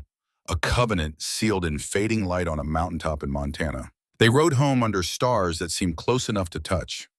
When they walked into the house hand in hand, Agnes smiled with the serenity of a woman whose prayers had been answered. Sawyer lifted Lorna clean off the ground in a bear hug that made her squeak. And Colton's serious guarded Colton extended his hand to Wyatt and shook it with a force that said everything words could not. "Welcome to the family," Sawyer said, grinning so wide it seemed to rearrange his whole face. For real this time. The wedding was set for 3 weeks hence. Agnes poured what remained of her waning strength into creating Lorna's dress. Pale blue fabric from the mercantile transformed by 30 years of master craftsmanship into a garment of quiet, exquisite beauty. The embroidery alone took Agnes a week. Tiny wildflowers cascading down the bodice, stitched so fine they appeared painted rather than sewn. It was her masterwork, her gift. The last great creation of hands that had spent a lifetime making beautiful things from ordinary cloth. But the weeks before the wedding were shadowed by a menace that grew darker with each passing day. Silas Drummond had failed to buy Colton. His surgical attempt to divide the brothers from within had not only failed, but had been exposed, which meant the Callahans were now more united and more watchful than ever. For a man accustomed to getting what he wanted through patience and manipulation, this was an unfamiliar setback. It made him reckless in a way that he had not been since ordering the murder of Angus Callahan 10 years before. Drummond appeared in Fort Benton with a document, old, yellowed, cracked at the folds, bearing stamps and signatures that appeared to date from half a century earlier. He presented it to the Territorial Land Office with the calm authority of a man filing a routine claim. The document purported to be a deed of sale proving that the land on which the Callahan Ranch sat had been legally purchased by Drummond's father in 1825 from a Spanish land grant holder. If authentic, the deed would establish that every Callahan who had ever worked that land was a trespasser, that the house Angus had built, in the barn his sons had expanded, and the corrals and the pastures and the creek and the meadows, and every blade of grass that the Callahan name had been associated with for 20 years belonged legally and irrevocably to Silas Drummond. The news reached Wyatt 2 days before his wedding. The timing was not coincidental. Drummond understood that a legal battle would drain resources and attention, that uncertainty about the future would cast a shadow over the marriage before it even began, that the stress of fighting for survival might fracture the bonds that his attempt to buy Colton had only strengthened. Colton wanted to ride to Drummond's ranch that night with rifles loaded. Sawyer counseled patience and legal process. Wyatt stood between his brothers as he always did, the fulcrum on which the family balanced. "Judge Hartwell is fair," Wyatt said. "He is the one honest man in the territory. He will see through a forged deed. And if he does not," Colton's voice was tight as a bowstring, "the law did not save Pa Arthur." The words fell between them like a stone into a well, dropping into a silence so deep that no one heard it hit bottom. It was Lorna who broke the impasse. She had been listening from the doorway, her small frame silhouetted against the lamplight inside the house, and she stepped forward with the quiet authority that surfaced when her spine of steel took over from her nature of gentleness. "We will not let this stop the wedding," she said. All three brothers turned to look at Hierner. "I did not travel 2,000 miles to be run off by a bully with a piece of paper. We get married Saturday as planned, and Monday morning we begin fighting for our home. Together." The wedding took place in the small church in Fort Benton on a November morning when the first snow of the season was just beginning to dust the mountaintops. The entire town turned out, drawn by curiosity and goodwill and the irresistible gravity of a love story that had already become the talk of the territory. The mail-order bride and the mountain man, the school teacher and the rancher, the woman who showed up with her dying mother, and the man who said, "Our home has room for both." Lorna wore the pale blue dress Agnes had sewn, and she was radiant in the way that only genuine happiness can make a person. Not the artificial glow of cosmetics or the practiced grace of someone who has been taught to perform beauty. The real thing. The light that comes from inside a woman who knows with a certainty that goes deeper than thought that she is standing exactly where she belongs. Wyatt stood at the altar in new clothes that fit him the way a saddle fits a fence post. Uncomfortable and visibly wrong. But when Lorna appeared at the back of the church on no one's arm, because she had no one to give her away, his expression cracked open. The stoic mountain man's face transformed into something so raw and naked and full of wonder that half the congregation wiped their eyes. This was a man seeing his future walk toward him, and the sight of it was more than his composure could contain. Reverend Josiah Mercer conducted the ceremony with the brief dignity that frontier ministers learned from congregations who valued substance over ceremony. When he asked Lorna if she took this man, she said, "I do," with the same conviction she had brought to saving the foaling mare, to climbing back on Penny after falling 3 times, to boarding a stagecoach into the unknown with nothing but hope and a mother who needed her. When Wyatt said his vows, his voice was rough as mountain granite, but steady as the mountains themselves. Agnes sat in the front row weeping openly, flanked by Sawyer on one side and Colton on the other. At some point during the ceremony, without planning or forethought, Colton reached across and covered Agnes's trembling hand with his own scarred one. He did not look at her, she did not look at him, but neither of them let go.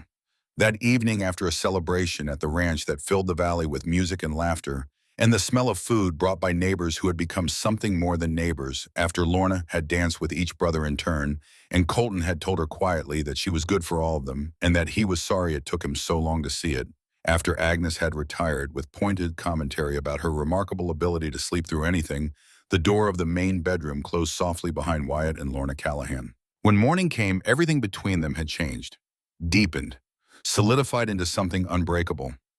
They emerged into the kitchen with a quiet radiance that told the household, without a single word being spoken, that the marriage was complete in every way that mattered. Sawyer had breakfast waiting. Colton had already ridden out to check the herd. Agnes was at her sewing machine humming a hymn. And the Callahan house, for the first time in more than a decade, felt like a home. Winter came to Montana territory that year with a ferocity that seemed personal.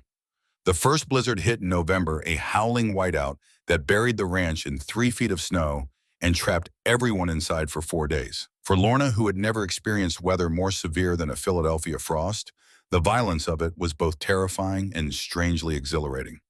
The brothers took it in stride. This was simply life at the edge of the world. The forced proximity of winter deepened every relationship in the house. Wyatt and Lorna grew into each other the way two trees planted close together eventually interweave their roots until you cannot tell where one ends and the other begins. They read aloud by the fire. They played chess, which Lorna approached with a ferocious competitiveness that delighted her husband and alarmed his brothers. They talked for hours about cattle and philosophy and the future they were building.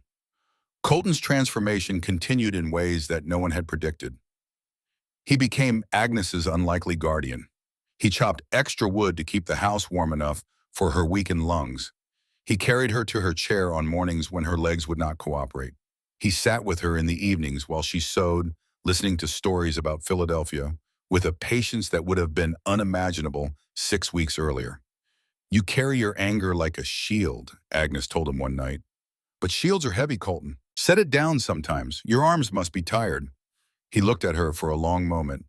"You sound like my mother." Then your mother was a wise woman. Listen to her. Meanwhile, the legal battle with Drummond proceeded through letters and intermediaries. Wyatt hired Fletcher Ridley, a young but sharp lawyer from Fort Benton, to contest the forged deed. Judge Aldrich Hartwell scheduled a hearing for April, giving both sides time to build their cases. The outcome was uncertain. Drummond's resources were vast, his forged deed convincingly aged, and without strong counter-evidence, the Callahans could lose everything their father had built. In January, the worst blizzard in a decade descended on the Bitterroot Valley. 3 consecutive days of wind and snow so intense that the world beyond the ranch house walls ceased to exist. Temperatures plunged to 40 degrees below zero. The cattle in the upper pasture were unreachable. The horses in the barn huddled together for warmth. And inside the house, 5 people sat trapped by weather that could kill a man in minutes if he stepped outside, unprepared. On the second night of the storm, 3 catastrophes struck simultaneously. Agnes collapsed. Lorna found her mother on the floor of the bedroom, barely breathing, her lips the color of a bruise. Her pulse so faint that Lorna had to press her fingers against Agnes's throat for 10 seconds before she felt the weak, irregular flutter of a heart that was losing its battle. Terror tore through Lorna like lightning through a pine tree. No doctor, no help, no way to reach town through a storm that had turned the world into a howling, white void. At the same moment, from the direction of the barn, a sound split the night that raised the hair on every arm in the house. Not the wind, not the cattle, a roar, deep, guttural, primordial. The sound of a predator that had been driven down from the high country by starvation and had found the scent of livestock through the storm. Grizzly bear, in the barn, with the horses and the remaining feed stores that represented the difference between surviving the winter and losing everything. 3 threats, 3 brothers, 1 impossible decision. Wyatt made it in the space of a single breath, the way he had made every critical decision for this family since he was 24 years old. Not by calculation, but by instinct honed through a decade of crisis. "Sawyer, ride to the Henderson Ranch. Get Margaret Hawkins. Bring medicine, whatever they have." The Henderson Ranch was 2 miles east, an impossible distance in a whiteout at 40 below. But Sawyer was the best horseman among them, the one with the animal instinct for navigation that could read terrain even when visibility was 0. If anyone could make that ride and survive it, it was Sawyer. Colton, the bear. Keep it away from the horses and the feed. Do not let it get into the barn. Colton was the fighter, the one who would face down a charging animal with nothing but a rifle and the particular recklessness that comes from having survived things that should have killed you. I will stay here. Wyatt lifted Agnes from the floor as gently as if she were made of paper and carried her to the main room closest to the fire where the heat was strongest. His role was not to fight or to ride. His role was to hold the center, to keep the fire burning and the women alive and the house standing while his brothers went into the storm. Sawyer was out the door before Wyatt finished speaking. He saddled his horse in the barn, dodging the shadow of the grizzly that was tearing at the far wall, and rode into the blizzard like a man riding into the mouth of something that wanted to swallow him whole. The snow was chest deep on the horse in places. The wind hit with a force that nearly unseated him twice. Visibility was zero. Nothing but white in every direction, the snow falling so thick that it erased the line between ground and sky, between up and down, between living and dying. But Sawyer Callahan had something that could not be measured or taught. He had been born in these mountains and raised by a father who taught him to read the land the way other men read books. He navigated by wind direction and slope angle and the particular feel of the ground beneath his horse's hooves, and when the lights of the Henderson Ranch appeared through the snow, 40 minutes later, both he and the horse were coated in ice and shaking with exhaustion, but they were alive. He returned an hour after that with Mrs. Henderson and a saddlebag of medicines. The ride back nearly killed the horse, and Sawyer would carry frostbite scars on 3 fingers of his left hand for the rest of his life. But he brought help. That was what mattered. That was his moment, the thing that only he could do. Colton faced the grizzly alone. The bear had broken through the barn's back wall where age and weather had weakened the logs. It was a male gaunt from a winter that had come too early, easily 400 pounds of muscle and fury driven by a hunger that overrode every natural instinct to avoid humans. It was destroying the feed stores, scattering hay bales, and the horses were screaming in their stalls, kicking at the walls in blind panic. Colton entered the barn with his rifle, a torch, and the absolute certainty that if the bear got past him, the horses would die, the feed would be lost, and the ranch would not survive the winter. He could have shot immediately, but a gunshot in the enclosed barn during a storm would have panicked the horses past the point of containment. Some would have broken their stalls, some would have injured themselves, and the damage would have been almost as bad as the bear itself. So Colton did what Colton did. He stepped between the grizzly and the livestock, planted his boots in the frozen dirt of the barn floor, raised his torch high, and roared. Not a shout, a roar. The sound that a man makes when he has decided that fear is irrelevant and that whatever is standing in front of him will have to go through him or go somewhere else because he is not moving. The bear stopped. 400 pounds of predator and 20 feet of barn floor between them, and the bear stopped. It swung its massive head toward Colton, and for a moment that lasted approximately forever, man and grizzly stared at each other in the torchlight while the storm raged outside and the horses screamed and the world contracted to a point of pure distilled confrontation. The bear charged. Colton fired once. The bullet hit the bear's shoulder. Not a kill shot, a deterrent. The impact staggered, the animal broke its momentum, and the pain combined with the fire of the torch and the man who would not back down was enough. The grizzly turned. It crashed back through the hole it had made in the wall and disappeared into the storm, leaving a blood trail that the snow would cover within minutes. Colton stood in the barn torch in one hand, smoking rifle in the other, his heart hammering so hard he could hear it over the storm. Then he went to the horses and calmed them one by one with the same hands that had just driven off a grizzly bear. Inside the house, Wyatt held the center. He stoked the fire to a roar. He wrapped Agnes in every blanket they owned. He heated water and brewed the strongest tea he could make and held the cup to Agnes's blue lips with hands that were steady despite the fear churning in his gut. Lorna knelt beside her mother, holding Agnes's hand, talking to her the same way she had talked to Copper in the barn during the thunderstorm. Steady, calm, refusing to let go. When Mrs. Henderson arrived with Sawyer, she took over Agnes's care with the no-nonsense efficiency of a frontier woman who had seen worse and survived it. She administered medicines. She monitored the failing heartbeat. She did everything that could be done with the limited tools available, and then she sat back and told them the truth. The next 12 hours will tell, Mrs. Henderson said.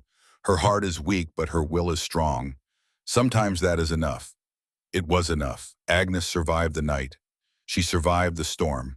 And on the third morning, when the blizzard finally broke and the world emerged from beneath its white shroud, battered but intact, Agnes opened her eyes and looked at Colton, who had not left her side since the bear was driven off. "The papers," Agnes said. Her voice was barely a whisper, but her eyes were focused and sharp. "Lorna, get the trunk." Lorna retrieved the battered trunk they had carried from Philadelphia. Agnes directed her to the false bottom. Not a secret compartment that no one knew about, but a space that Agnes had always known was there, a place where she kept the things that mattered most. "Your father's mining claims," Agnes said. "He filed them in Montana Territory in 1855 before we were married, in the Bitterroot Valley." She looked at Wyatt with those faded blue eyes that missed nothing. "When Lorna told me your ranch was in the Bitterroot, I recognized the name. Edmund spoke of it constantly. I brought these papers with us deliberately. I did not know if they would matter. But a woman who has lost everything learns to carry whatever she has left." Wyatt read the documents. His face became very still. "Agnes," he said slowly, "these mining claims were filed with the Federal Land Office in Helena. They are stamped and registered and dated 1855. They cover land that includes part of our ranch and part of Drummond's property." "What does that mean?" Lorna asked. "It means the United States government considered this land to be unowned federal territory in 1855. If it had been privately owned since 1825, as Drummond's deed claims, the government would never have accepted your father's claims." Wyatt looked at his wife. "These documents prove that Drummond's deed cannot be authentic. Your father's mining claims destroy his case." The room was silent for a long moment. Then Agnes smiled. It was a small smile, tired and triumphant, the smile of a woman who had carried a secret weapon across 2,000 miles without knowing whether she would ever need to use it. "Edmund always said Montana would matter again someday," Agnes whispered. "I suppose he was right." February. The worst of winter had passed, but the cold remained bitter and the nights were long.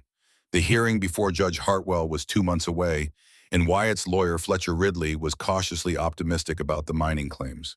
The case was building. The evidence was strong. For the first time since Drummond filed his fraudulent deed, hope seemed reasonable. Drummond did not share that optimism. Through his network of informants and paid eyes in Fort Benton, he had learned about the mining claims. He understood what they meant. And Silas Drummond, who had spent 15 years acquiring land through intimidation and manipulation and murder, who had ordered the killing of Angus Callahan without losing a night's sleep, was not the kind of man who accepted the prospect of defeat. He sent Virgil Kane. The attack came on a moonless February night. 4 riders approached from the east, their horses' hooves muffled by packed snow, the wind covering what sound remained. They carried torches. Their objective was the barn. Destroy the feed stores, kill the horses, cripple the ranch's operations, and send a message that courtrooms and mining claims would be the least of the Callahans' problems if they did not abandon the land. They did not know that Colton Callahan slept light as a hunting cat and had done so since the night 10 years ago when he learned that his father had been shot in the back on a road 5 miles from home. He heard the horses at 200 yards. He woke his brothers with a single word. They armed themselves and took positions with the practiced coordination of men who had been protecting this land their entire adult lives. Wyatt at the front door, Colton at the east window, Collier covering the barn approach. "That is far enough," Wyatt called into the darkness. "You are on Callahan land. Turn around." The voice that came back was cold and professional, a voice that belonged to a man for whom violence was neither personal nor emotional, but simply the most efficient tool available. Delivering a message from Mr. Drummond, he suggests you reconsider your position regarding the land. Things could get difficult for a man with a new wife and a sick old woman to protect. The threat to Lorna and Agnes was calculated and precise, engineered to provoke. And it worked exactly as intended, though not on the brother Drummond had expected. Colton stepped out from cover. "Threaten our family again," he said, his voice carrying the cold quiet of a man who has made peace with whatever comes next. "And I will put you in the ground beside my father."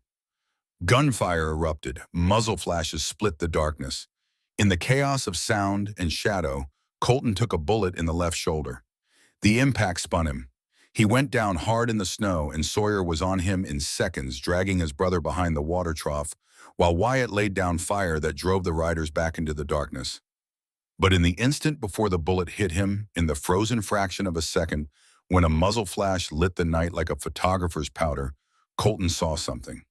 The horse that Virgil Kane rode, a dark animal with a distinctive scar on its left haunch, a brand scar. The iron mark of Drummond's ranch burned into the hide of every animal Silas Drummond owned. Colton filed this detail in his memory with the clarity of a man who understood that evidence wins battles that bullets cannot. Then the pain hit, and the world went red and then black. Inside the house, Lorna heard the gunfire and moved without thinking. She barricaded the bedroom door where Agnes was lying, placed herself between the window and her mother, and waited with her heart hammering and her fist clenched and absolutely no weapon within reach. Then she saw him, through the kitchen window, a fifth rider, one who had circled behind the house while the brothers were engaged at the front. He carried a torch and was moving toward the barn with the purposeful stride of a man completing an assigned task. The barn, where Copper and Penny and the foals were sheltered, where the remaining feed that would keep the horses alive until spring was stored, where Sawyer's workshop held the tools he used to build and repair everything on the ranch. The rifle hung above the fireplace mantel, the same rifle Wyatt had insisted on teaching her to shoot during October over her laughing protests that school teachers had no need of firearms. She had been a poor student with a pistol, but surprisingly competent with the long gun, perhaps because the patience and precision it required were the same skills she used in teaching. Lorna grabbed the rifle, checked the chamber the way Wyatt had taught her, braced the stock against her shoulder, and fired through the kitchen window. She missed. The bullet struck a fence post 6 feet to the left of the man with the torch. But 6 feet was close enough. The man dropped his torch into the snow where it sputtered and died, and he ran into the darkness with the urgency of someone who had just recalculated the risks of his employment. The barn was saved. When it was over, when the riders had fled and the night had settled back into its cold silence, Wyatt found Lorna in the kitchen. She was standing with the rifle still at her shoulder, her arms shaking and her face white as the snow outside. Behind her in the doorway to the bedroom, Agnes stood with a cast-iron skillet raised above her head like a medieval weapon, looking like the most terrifying grandmother in the history of the Montana Territory. "She is a Callahan now," Agnes said, her thin voice carrying a fierceness that belied her frail body. "And Callahans do not run." Colton's wound was serious. The bullet had lodged in his shoulder, and without proper extraction, infection would be a certainty. Margaret Hawkins arrived the next morning, alerted by a rider Wyatt sent at first light, and performed the extraction on the kitchen table, while Sawyer held his brother down, and Lorna assisted with hands that were steady despite the terror in her eyes. The bullet came out. The wound was cleaned and packed and bound. Colton was alive. But for 3 days afterward, fever raged through him like a wildfire. He drifted in and out of consciousness while the household held its breath and waited to see whether the brother who had faced down a grizzly bear and taken a bullet for his family would survive to see the spring. On the evening of the third day, Lorna sat beside Colton's bed, pressing cool cloths to his forehead. Wyatt stood on the front porch staring into the darkness in the direction of Drummond's land. His face could have been carved from the same granite as the mountains behind him. "No more," Wyatt said, "to the night, to the mountains, to the ghost of his father, and the memory of his mother, and the future he had sworn to protect. This ends. One way or another, this ends. The night passed the way nights pass when someone you love is fighting for their life. Slowly, one breath at a time." Lorna and Agnes took turns at Colton's bedside while Wyatt and Sawyer kept watch on the porch and in the barn, rifles within reach, eyes on the darkness. Colton Callahan's fever broke on the 4th morning after he was shot, and the first word out of his mouth was not a request for water or a complaint about pain. It was a name. Lorna. Not calling for her, asking about her, whether she was safe, whether the riders had come back, whether anyone else had been hurt while he lay burning and useless in this bed. Lorna appeared at his bedside within seconds, as if she had been waiting on the other side of the walls for exactly this moment. She looked exhausted. Dark circles beneath her cornflower blue eyes. Her honey blonde hair pulled back in a knot that had given up all pretense of neatness 2 days ago. But she was smiling, and the relief in her face was so complete that Colton felt something crack in his chest, that had nothing to do with the bullet wound. Sawyer told me, Colton said, his voice a ruined whisper, about the rifle you shot at an armed man in the dark. Someone had to, Lorna replied with a steadiness that did not quite reach her eyes. You were busy being dramatic. Colton laughed. The sound was painful and wheezing, and it made him clutch his bandaged shoulder, but it was real. The first genuine laugh that anyone in the house had heard in 4 days. Agnes, sitting in the corner with her sewing in her lap, wiped her eyes. Sawyer, who had been sleeping upright in a chair with a rifle across his knees for 96 hours, exhaled so deeply that his whole massive frame seemed to deflate. Definitely a Callahan, Colton said. The recovery was slow and grinding. Colton Callahan was the worst patient in the history of Montana Territory. He was restless, irritable, and constitutionally incapable of remaining horizontal while conscious. Within 48 hours of regaining awareness, he attempted to saddle a horse, was intercepted by Agnes before he reached the barn and received a lecture so ferocious that even Wyatt, who was watching from the porch, flinched. Sit down, Colton Callahan. Agnes commanded 5 feet 2 inches of elderly fury, blocking the path of a man nearly a foot and a half taller. If you open that wound, I will sew you shut myself, and I will not be gentle about it. Colton sat. He had learned what the rest of the household already knew. Agnes Whitfield might be elderly and frail and soft-spoken under normal circumstances, but when she issued a direct order regarding someone's health disobedience was not a realistic option. The enforced idleness created something unexpected. Long hours in a chair by the fire with nothing to do but talk and Agnes Whitfield to talk to. The conversations that unfolded between Colton and Agnes during those weeks of recovery were the most important either of them would ever have. Colton told her about growing up on the ranch, about learning to ride before he could read, about his father teaching him to track deer through mountain forests, and his mother teaching him to see the good in people even when they made it difficult. He told her about the day his father was killed. He told her about the years of rage that followed the black furnace inside his chest that never fully cooled, the way it shaped every decision and poisoned every relationship and made him into a man he was not sure his parents would recognize. Agnes listened the way only someone who has survived genuine suffering can listen, without judgment, without the need to fix or advise or redirect. She simply received his words and held them.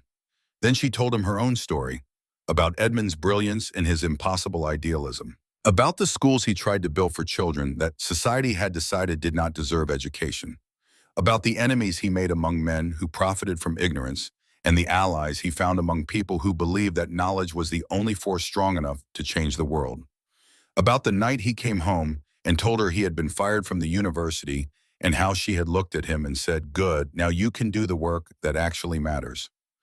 You and Wyatt and Sawyer, Agnes said one afternoon while Colton shifted restlessly in his chair and the winter light fell gray through the windows. You are the sons Edmund and I might have had. He would have loved this ranch. He would have loved you boys.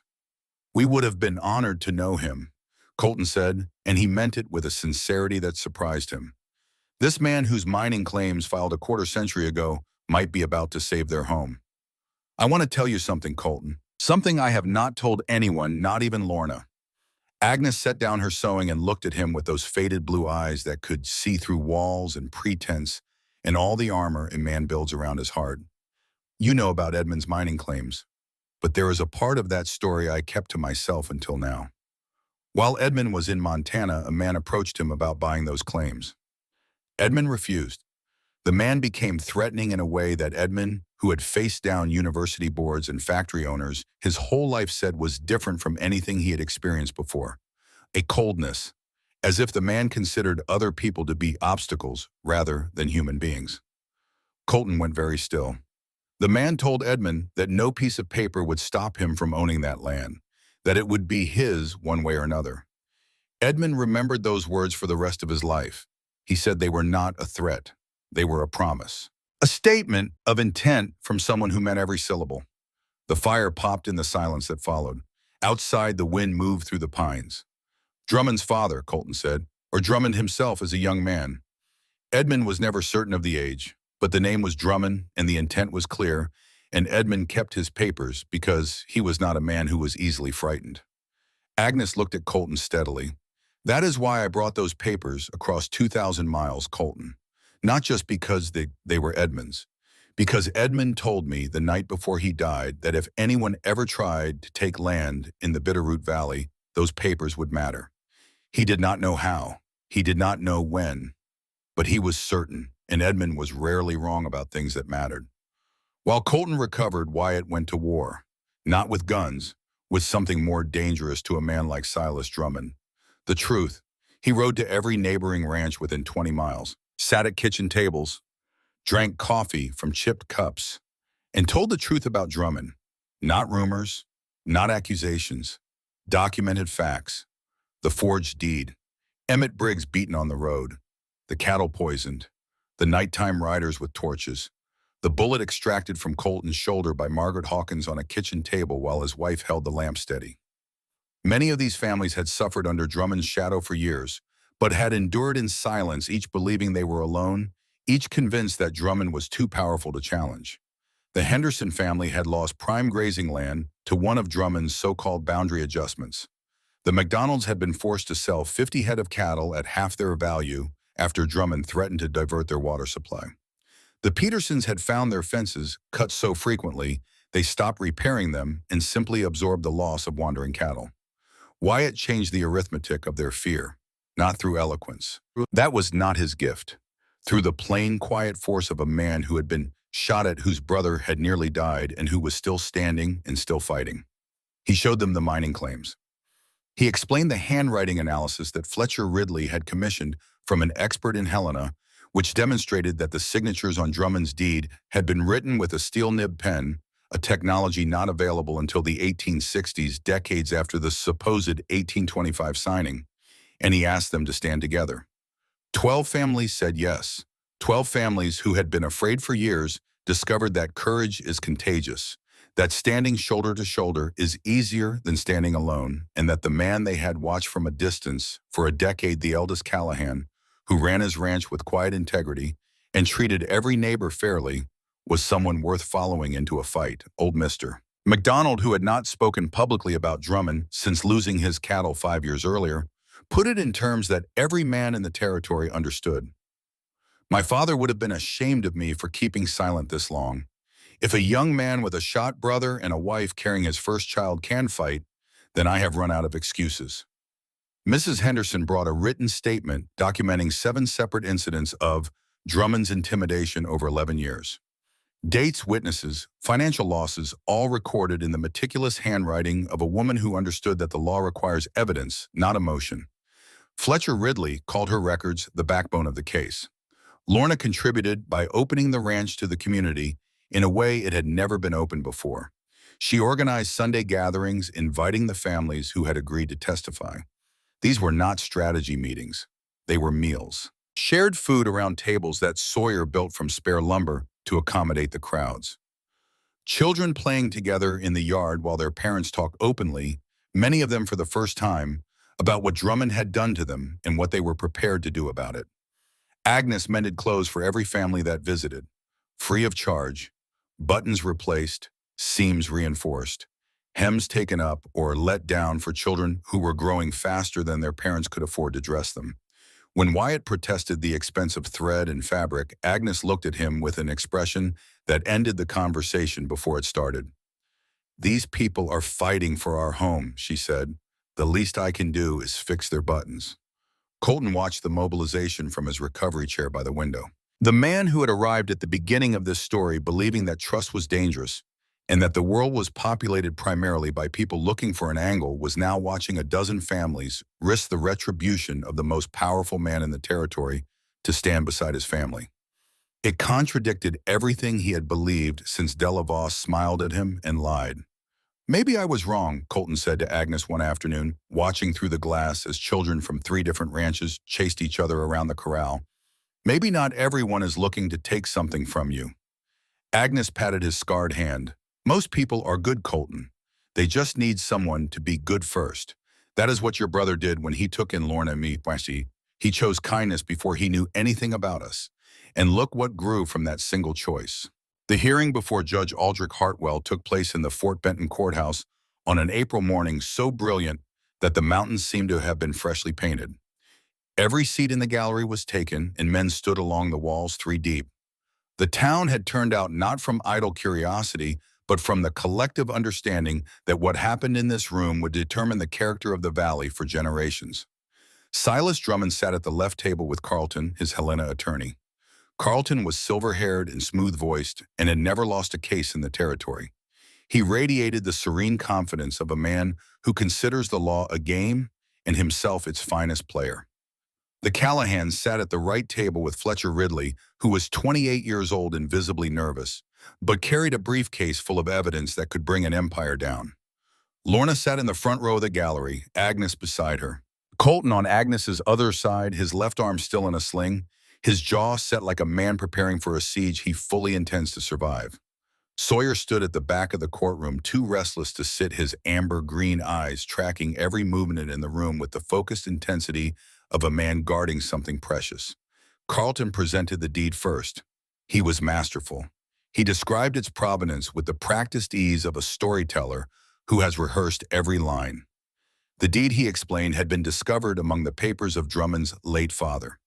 It documented a legitimate purchase of land from a Spanish land grant holder in 1825, predating any homestead claims by decades. He held the aged document aloft for the court to see. Yellowed, cracked, convincing. Judge Hartwell was a thin man with spectacles and a reputation for thoroughness that bordered on the pathological. He examined the deed for several minutes, turning it in his hands, holding it to the light, studying the ink and the paper and the signatures with the attention of a man who trusted nothing that he had not personally verified.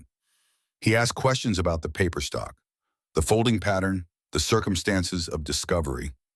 Carlton answered each one without hesitation. Then Fletcher Ridley stood. He was not smooth. He was not silver-haired.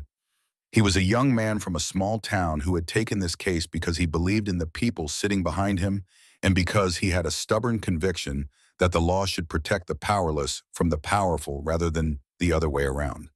He presented 3 pillars of evidence. The first was the mining claims. Edmund Whitfield's 1855 certificates filed with the Federal Land Office in Helena, stamped and registered and documented with the full authority of the United States government. Ridley explained their significance in plain language that every person in the gallery could follow. If the federal government accepted these mining claims in 1855, treating this land as unowned federal territory, then no private sale could have occurred 30 years earlier. The existence of Edmund Whitfield's claims was proof that the government considered this land to have no private owner in 1855. Drummond's deed, which claimed the land was sold in 1825, was therefore impossible. The second pillar was the handwriting analysis. A documents expert from Helena testified that the signatures on Drummond's deed had been written with a steel nib pen. Steel nib pens were not commercially available in the American West until the early 1860s. A document supposedly signed in 1825 could not have been written with a pen that did not exist for another 35 years. The third pillar was the community. One after another, the neighboring ranchers took the stand.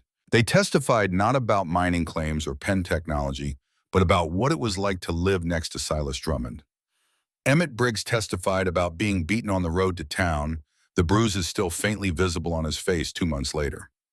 Mrs. Henderson read from her meticulous records. Mr. MacDonald described threats that had kept him silent for 5 years. Mr. Peterson explained how he had simply given up repairing his fences because the destruction never stopped. The portrait that emerged was not of a man defending legitimate rights, but of a predator who had been systematically terrorizing a community for over a decade. Then Ridley called a witness that Carlton had not anticipated, Agnes Whitfield. She walked to the witness chair with Colton's help, moving slowly, her silver hair catching the light from the tall courthouse windows. She was visibly frail. Her breathing was audible in the quiet room. But her back was straight, and her eyes were clear, and her voice when she spoke carried with the steady precision of a woman who had spent 63 years choosing her words carefully and did not intend to waste any of them now. Ridley asked her about Edmund. Agnes spoke about him the way you speak about someone you loved with your whole heart and lost too soon. A scholar, a dreamer, a man who traveled west in his youth looking for something he could not name and found it in the Montana mountains. A man who filed mining claims not because he expected to find gold, but because the land itself felt like treasure, and he wanted a legal connection to it, a paper thread that would tie him to this place forever. Mrs. Whitfield, Ridley said, did your husband ever mention anyone named Drummond in connection with his time in Montana?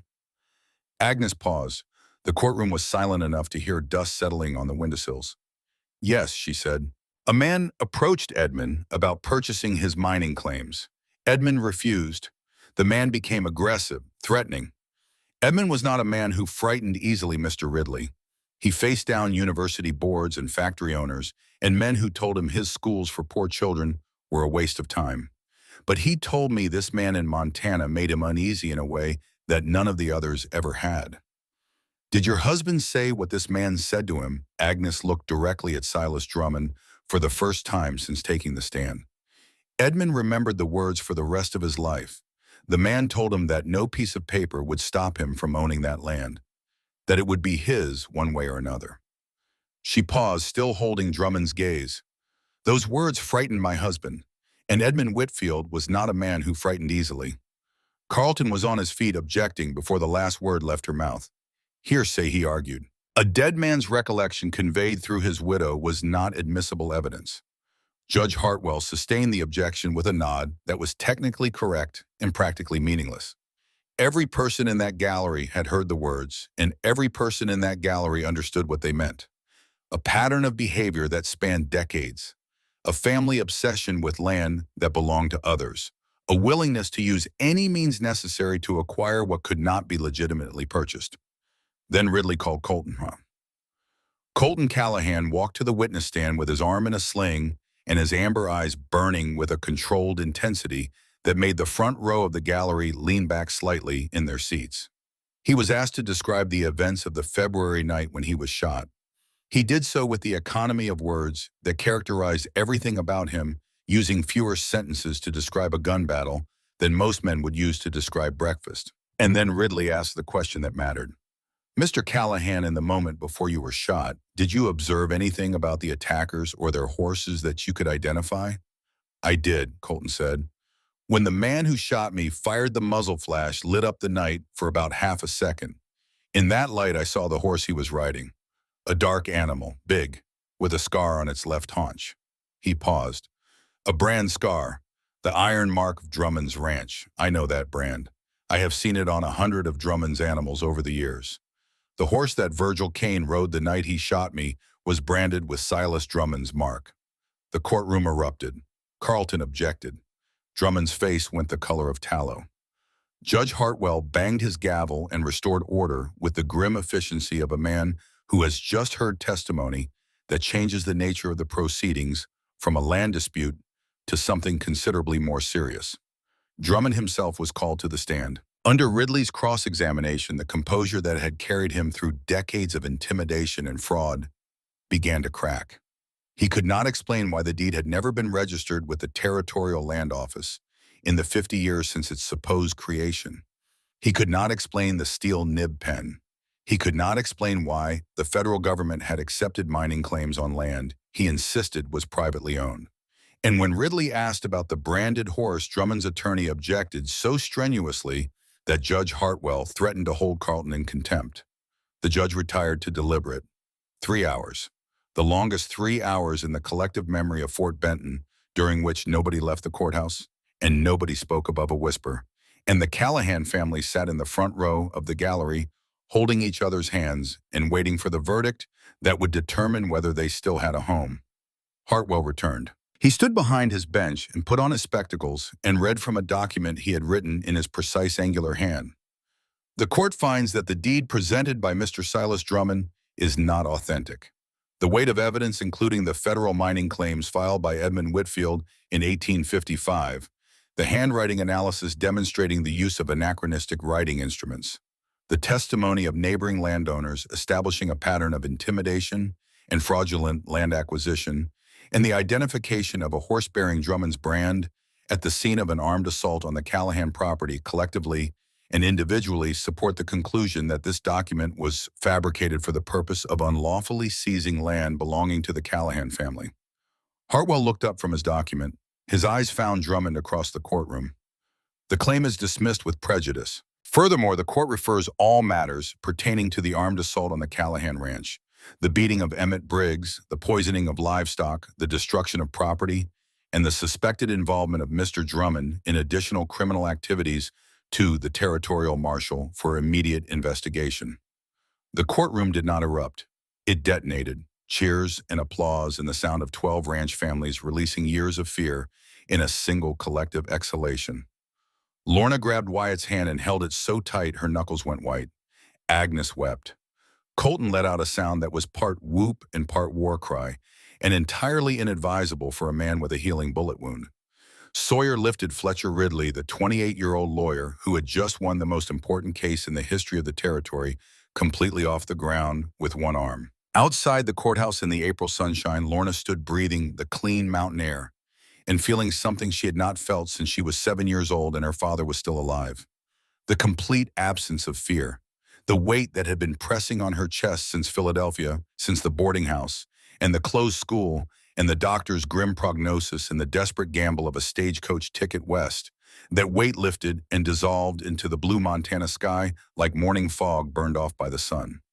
In the weeks that followed, the territorial marshal conducted his investigation with the thoroughness that Judge Hartwell's referral demanded.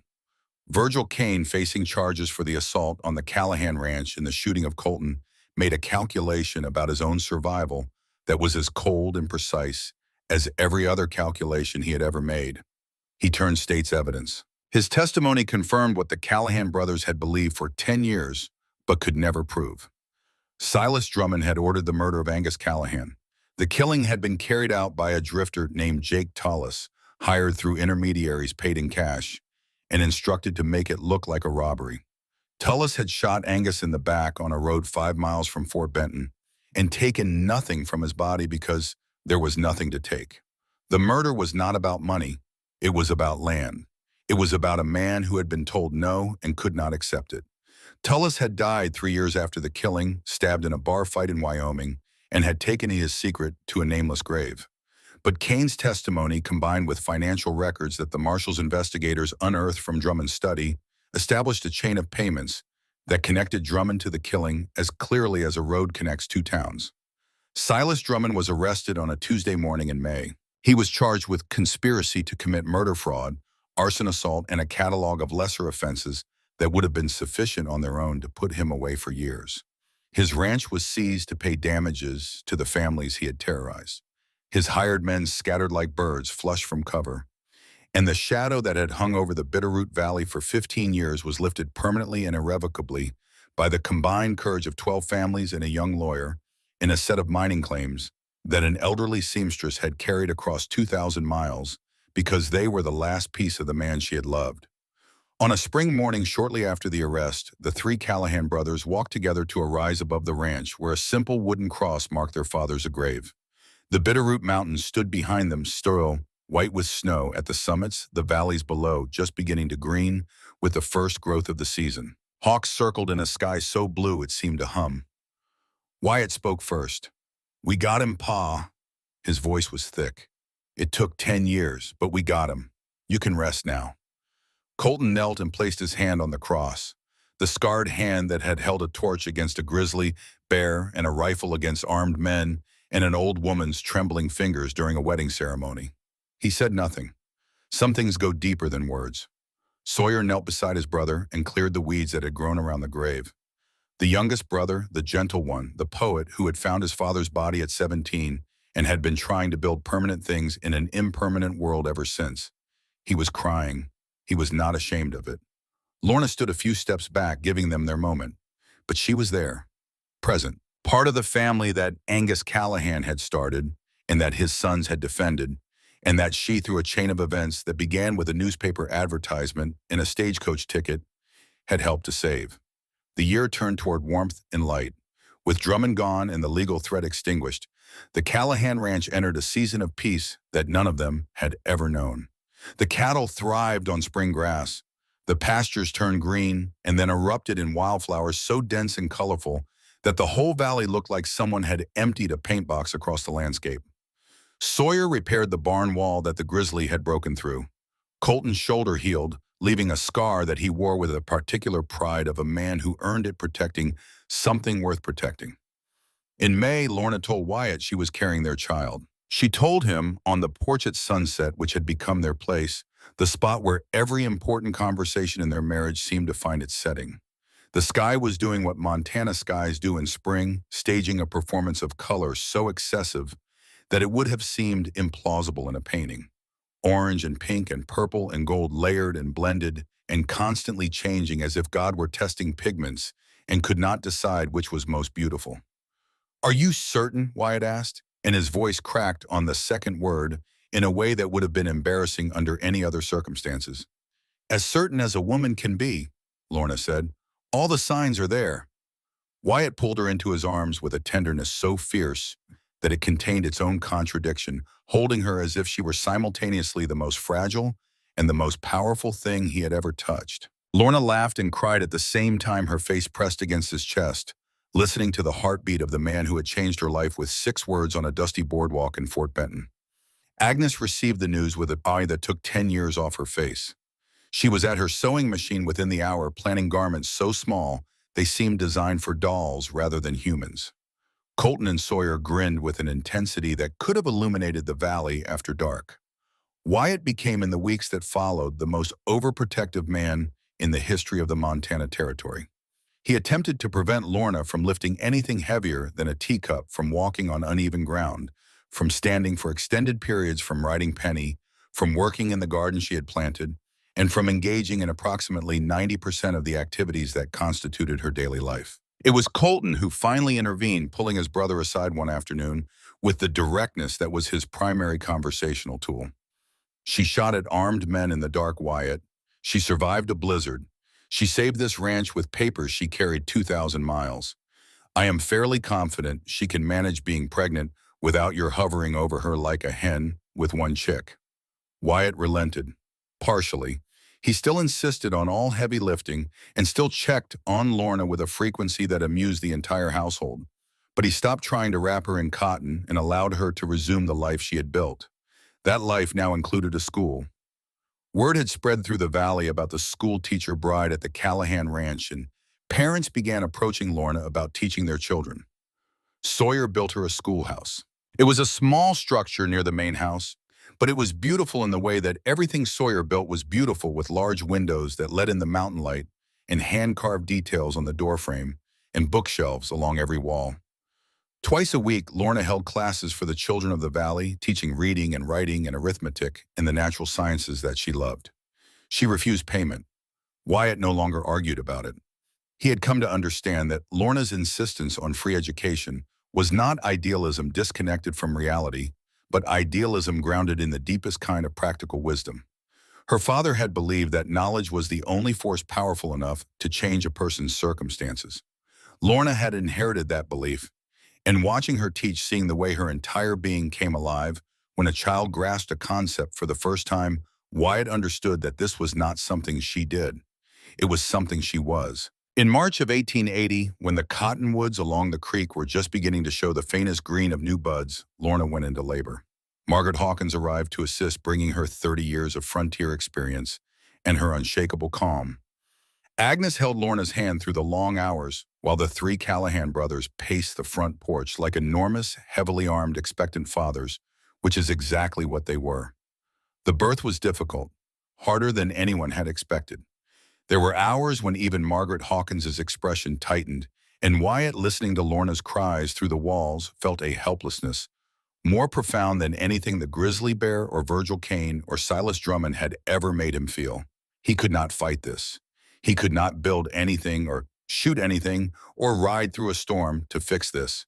He could only wait and trust and pray, and none of those things came naturally to a man whose entire identity was built on taking action. But Lorna Callahan, born Lorna Grace Whitfield, a daughter of a scholar who fought the world and a seamstress who refused to break, did what she had always done when the world turned dark and the odds turned against her. She fought. She endured. She refused to let anything on her watch. The baby's cry split the March air like a bell ringing in a new age, thin and wailing and perfect. "A boy," Margaret Hawkins announced, emerging from the bedroom with her sleeves rolled up and a smile that softened her weathered face. Healthy and strong, with lungs that could call cattle from the next county. Wyatt entered the bedroom and knelt beside the bed. Lorna lay against the pillows, exhausted in a way that went past physical fatigue into some deeper territory of spent effort, but her face was radiant. She held a tiny bundle from which a miniature fist protruded, clenched against the indignity of arrival in a cold world. "Look," she whispered. "Look what we made." Wyatt looked at his son, at the impossibly small face scrunched and red and furious, at the shock of dark hair that was unmistakably Callahan, at the tiny fingers that uncurled as he watched and reached blindly into the air, searching for something to hold on to. Wyatt offered his finger. The grip that closed around it was astonishingly strong. "He is perfect," Wyatt said, and his voice broke, completely stripped of every defense and every pretense, reduced to the simple, overwhelmed gratitude of a man who has been given something he did not know he needed until he held it in his hands. "You are perfect. Thank you, Lorna. Thank you for this." They named him Angus Edmund Callahan after both their fathers. The rancher who was murdered for his land and the scholar who filed mining claims on that same land a decade before the rancher ever saw it. Two men who never met, connected across time and death by the granddaughter of one and the grandchild of the other. They called the baby Gus. He had his mother's blue eyes and his father's jaw, and he was the first Callahan born on this ranch since Sawyer 27 years before. The years that followed were kind. Not easy, because frontier life never offered ease as part of its bargain, but rich with the particular blessings that come to people who have earned their happiness through sacrifice and struggle and the refusal to surrender. The ranch prospered under the brothers' combined management. Wyatt handled strategy and business with the steady hand that had guided the family through every crisis.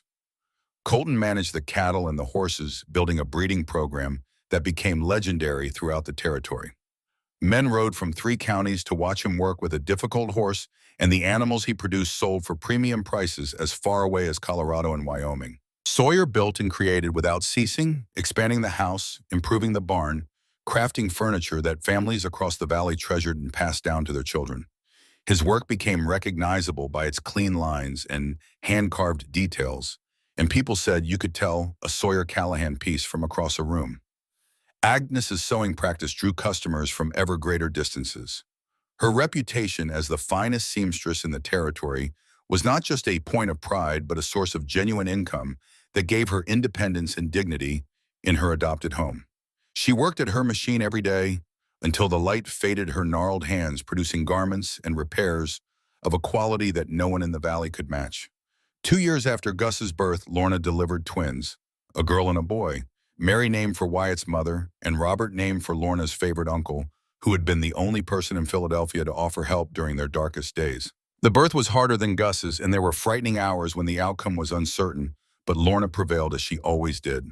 The household expanded, the house grew, and the Callahan ranch filled with the sounds that Wyatt had longed for on that cold January night when he placed the advertisement. Children laughing, running feet, the small domestic chaos of a family being built. Colton fell in love. It happened the way significant things often happen on the frontier, without warning and without the dramatic orchestration that novels and storytellers prefer. Willa Henderson, the daughter of the neighbors who had sheltered Sawyer during the blizzard and sent Margaret Hawkins to save Agnes's life, came to the ranch one afternoon to have a dress altered. She was a widow of 30 with steady brown eyes and a dry humor that could cut through pretense like a knife through paper. She had lost her husband to a logging accident 2 years earlier and had been raising her young daughter alone on the family ranch. Colton saw her. Willa saw Colton. And something that had been frozen inside the middle Callahan brother for years, locked away behind walls of anger and distrust, began to thaw. Their courtship was cautious, in the way of two people who have been burned and do not trust the warmth of a new fire. They circled each other for months. They talked about horses and weather and the price of beef. They argued about politics and the proper way to break a colt and whether chess or checkers was the superior game. Gradually, so gradually that neither of them could identify when it began, the talking became the thing they most looked forward to in any given day. They married in a ceremony that was by all accounts the most joyful event Fort Benton had ever witnessed. Colton built a house for Willa a quarter-mile from the main ranch, close enough for family dinners and far enough for privacy. They had 2 sons who grew up running wild with Gus and the twins, and the sound of 5 Callahan children at play became the background music of the valley. Sawyer did not marry, but he was never lonely. He became the beloved uncle to every child on the ranch, the man who carved wooden horses and told stories and carried small Callahans on his massive shoulders as if they weighed nothing at all. His poetry, which he had written in secret since boyhood, was eventually published in a small collection by a Fort Benton printer after Lorna discovered his manuscripts hidden in the barn and refused to let him hide his gift any longer. "These are beautiful," she told him with tears in her eyes. "You have been hiding a gift that the world needs." "Just words," Sawyer said. "Words sent me west on a stagecoach," Lorna replied. "Words stood before the judge and saved this ranch. Do not ever tell me words are just anything." A Helena newspaper reviewed the collection and called Sawyer Callahan the Whitman of the West. Agnes, who had introduced Sawyer to Whitman's poetry during their first winter together, kept the review folded inside the same book of leaves of grass that had been their shared discovery. The pages of both were soft, with years of handling, by the time Agnes finally set them down for the last time. Agnes Whitfield passed in her sleep on a spring night when the cottonwoods were in bloom and the air through the open window was sweet with their scent. She was 71 years old. Her sewing was still in her lap. Her face was peaceful. The heart that doctors in Philadelphia had predicted would kill her within a year had carried her through 8 more years of mountain life. 8 years of sewing and grandchildren, and the deep contentment of a woman who had found at the end of a very long road exactly the place where she was meant to be. They buried her on the rise above the ranch beside Angus Callahan's grave, where the view of the Bitterroot Mountains was most spectacular. Sawyer carved the headstone himself, spending 3 weeks on a piece of granite that he shaped and polished and lettered with the care of a man creating something that would need to last forever. Agnes Whitfield, beloved mother and grandmother, she came west and found home. At the funeral, Lorna stood between Wyatt and 8-year-old Gus, who was trying very hard to be brave. She spoke through her tears. She got to start over. She got to build a new life in a place that gave her purpose and family and the clean air that the doctor said she needed and that Philadelphia could not provide. She brought us here, all of us, even though she did not fully understand what she was carrying in that old trunk. The papers that saved this ranch. The courage that saved this family. My mother crossed 2,000 miles on a failing heart because she believed her daughter deserved a chance at happiness. And she was right. She was right about everything. Colton stood at the graveside and wept openly. The fierce middle brother who had been the last to accept Agnes and the one who loved her most fiercely. Willa held his arm. The children stood quiet and somber, understanding, in the way that children understand such things, that something enormous and irreplaceable had left the world. On their 20th wedding anniversary, Wyatt took Lorna back to Eagles Peak. They were older. His dark chestnut hair was heavily streaked with gray. Her honey blonde had lightened, and there were lines around her blue eyes that mapped 2 decades of laughter and worry and the particular weather of a life lived fully. Her hands bore calluses from years of ranch work and chalk dust from years of teaching. His hands were scarred from rope and wire and the 1,000 daily abrasions of a rancher's existence. But when they looked at each other, they saw everything. The stagecoach in the dusty street, the 3 brothers on the porch, the foaling mare in the thunderstorm, the riding lessons in the chess games and the reading aloud by lamplight, the blizzard and the bear and the gunfire in the dark, the courtroom and the verdict and the baby's cry, the garden and the schoolhouse and the sewing machine, and 20 years of sunsets that still took their breath away. "I would do it all again," Lorna said, sitting on the same flat rock where Wyatt had proposed. "Every hard moment, every frightening night, every time I fell off that horse, it was all worth it to end up here with you."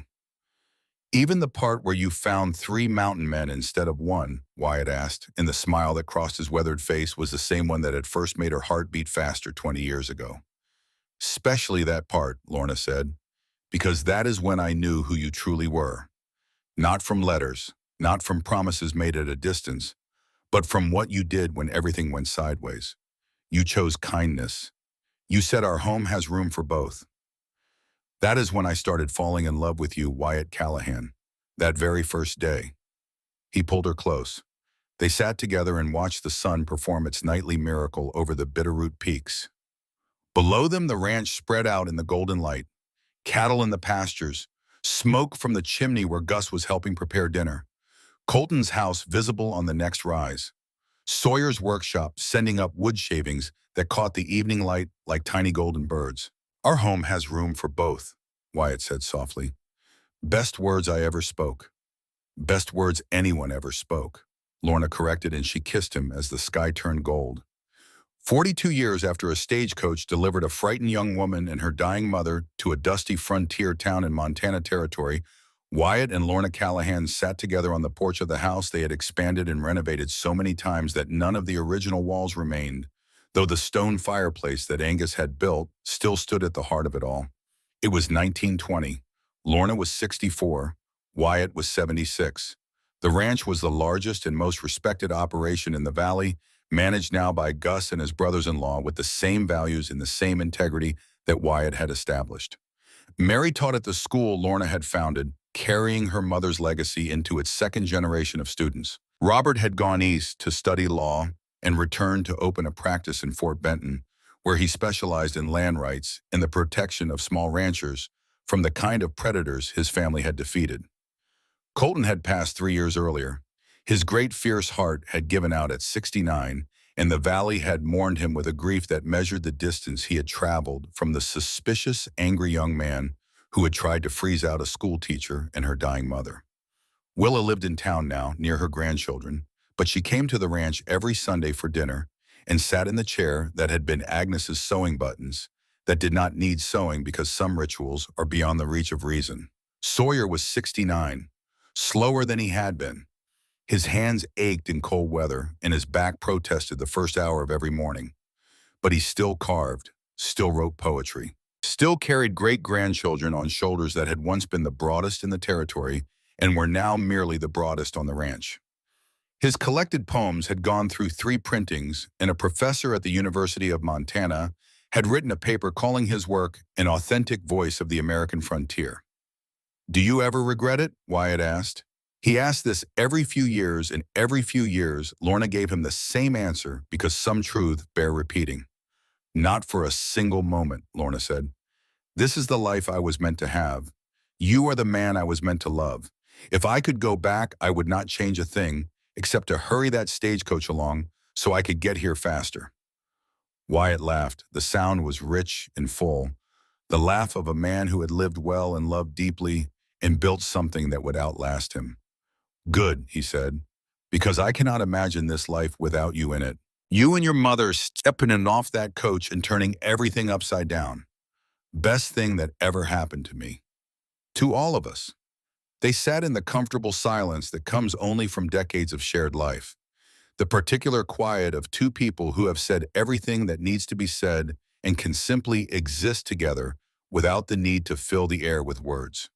In the distance, a great-grandson laughed the sound carrying on a breeze that smelled of pine and grass in the particular sweetness of a Montana spring.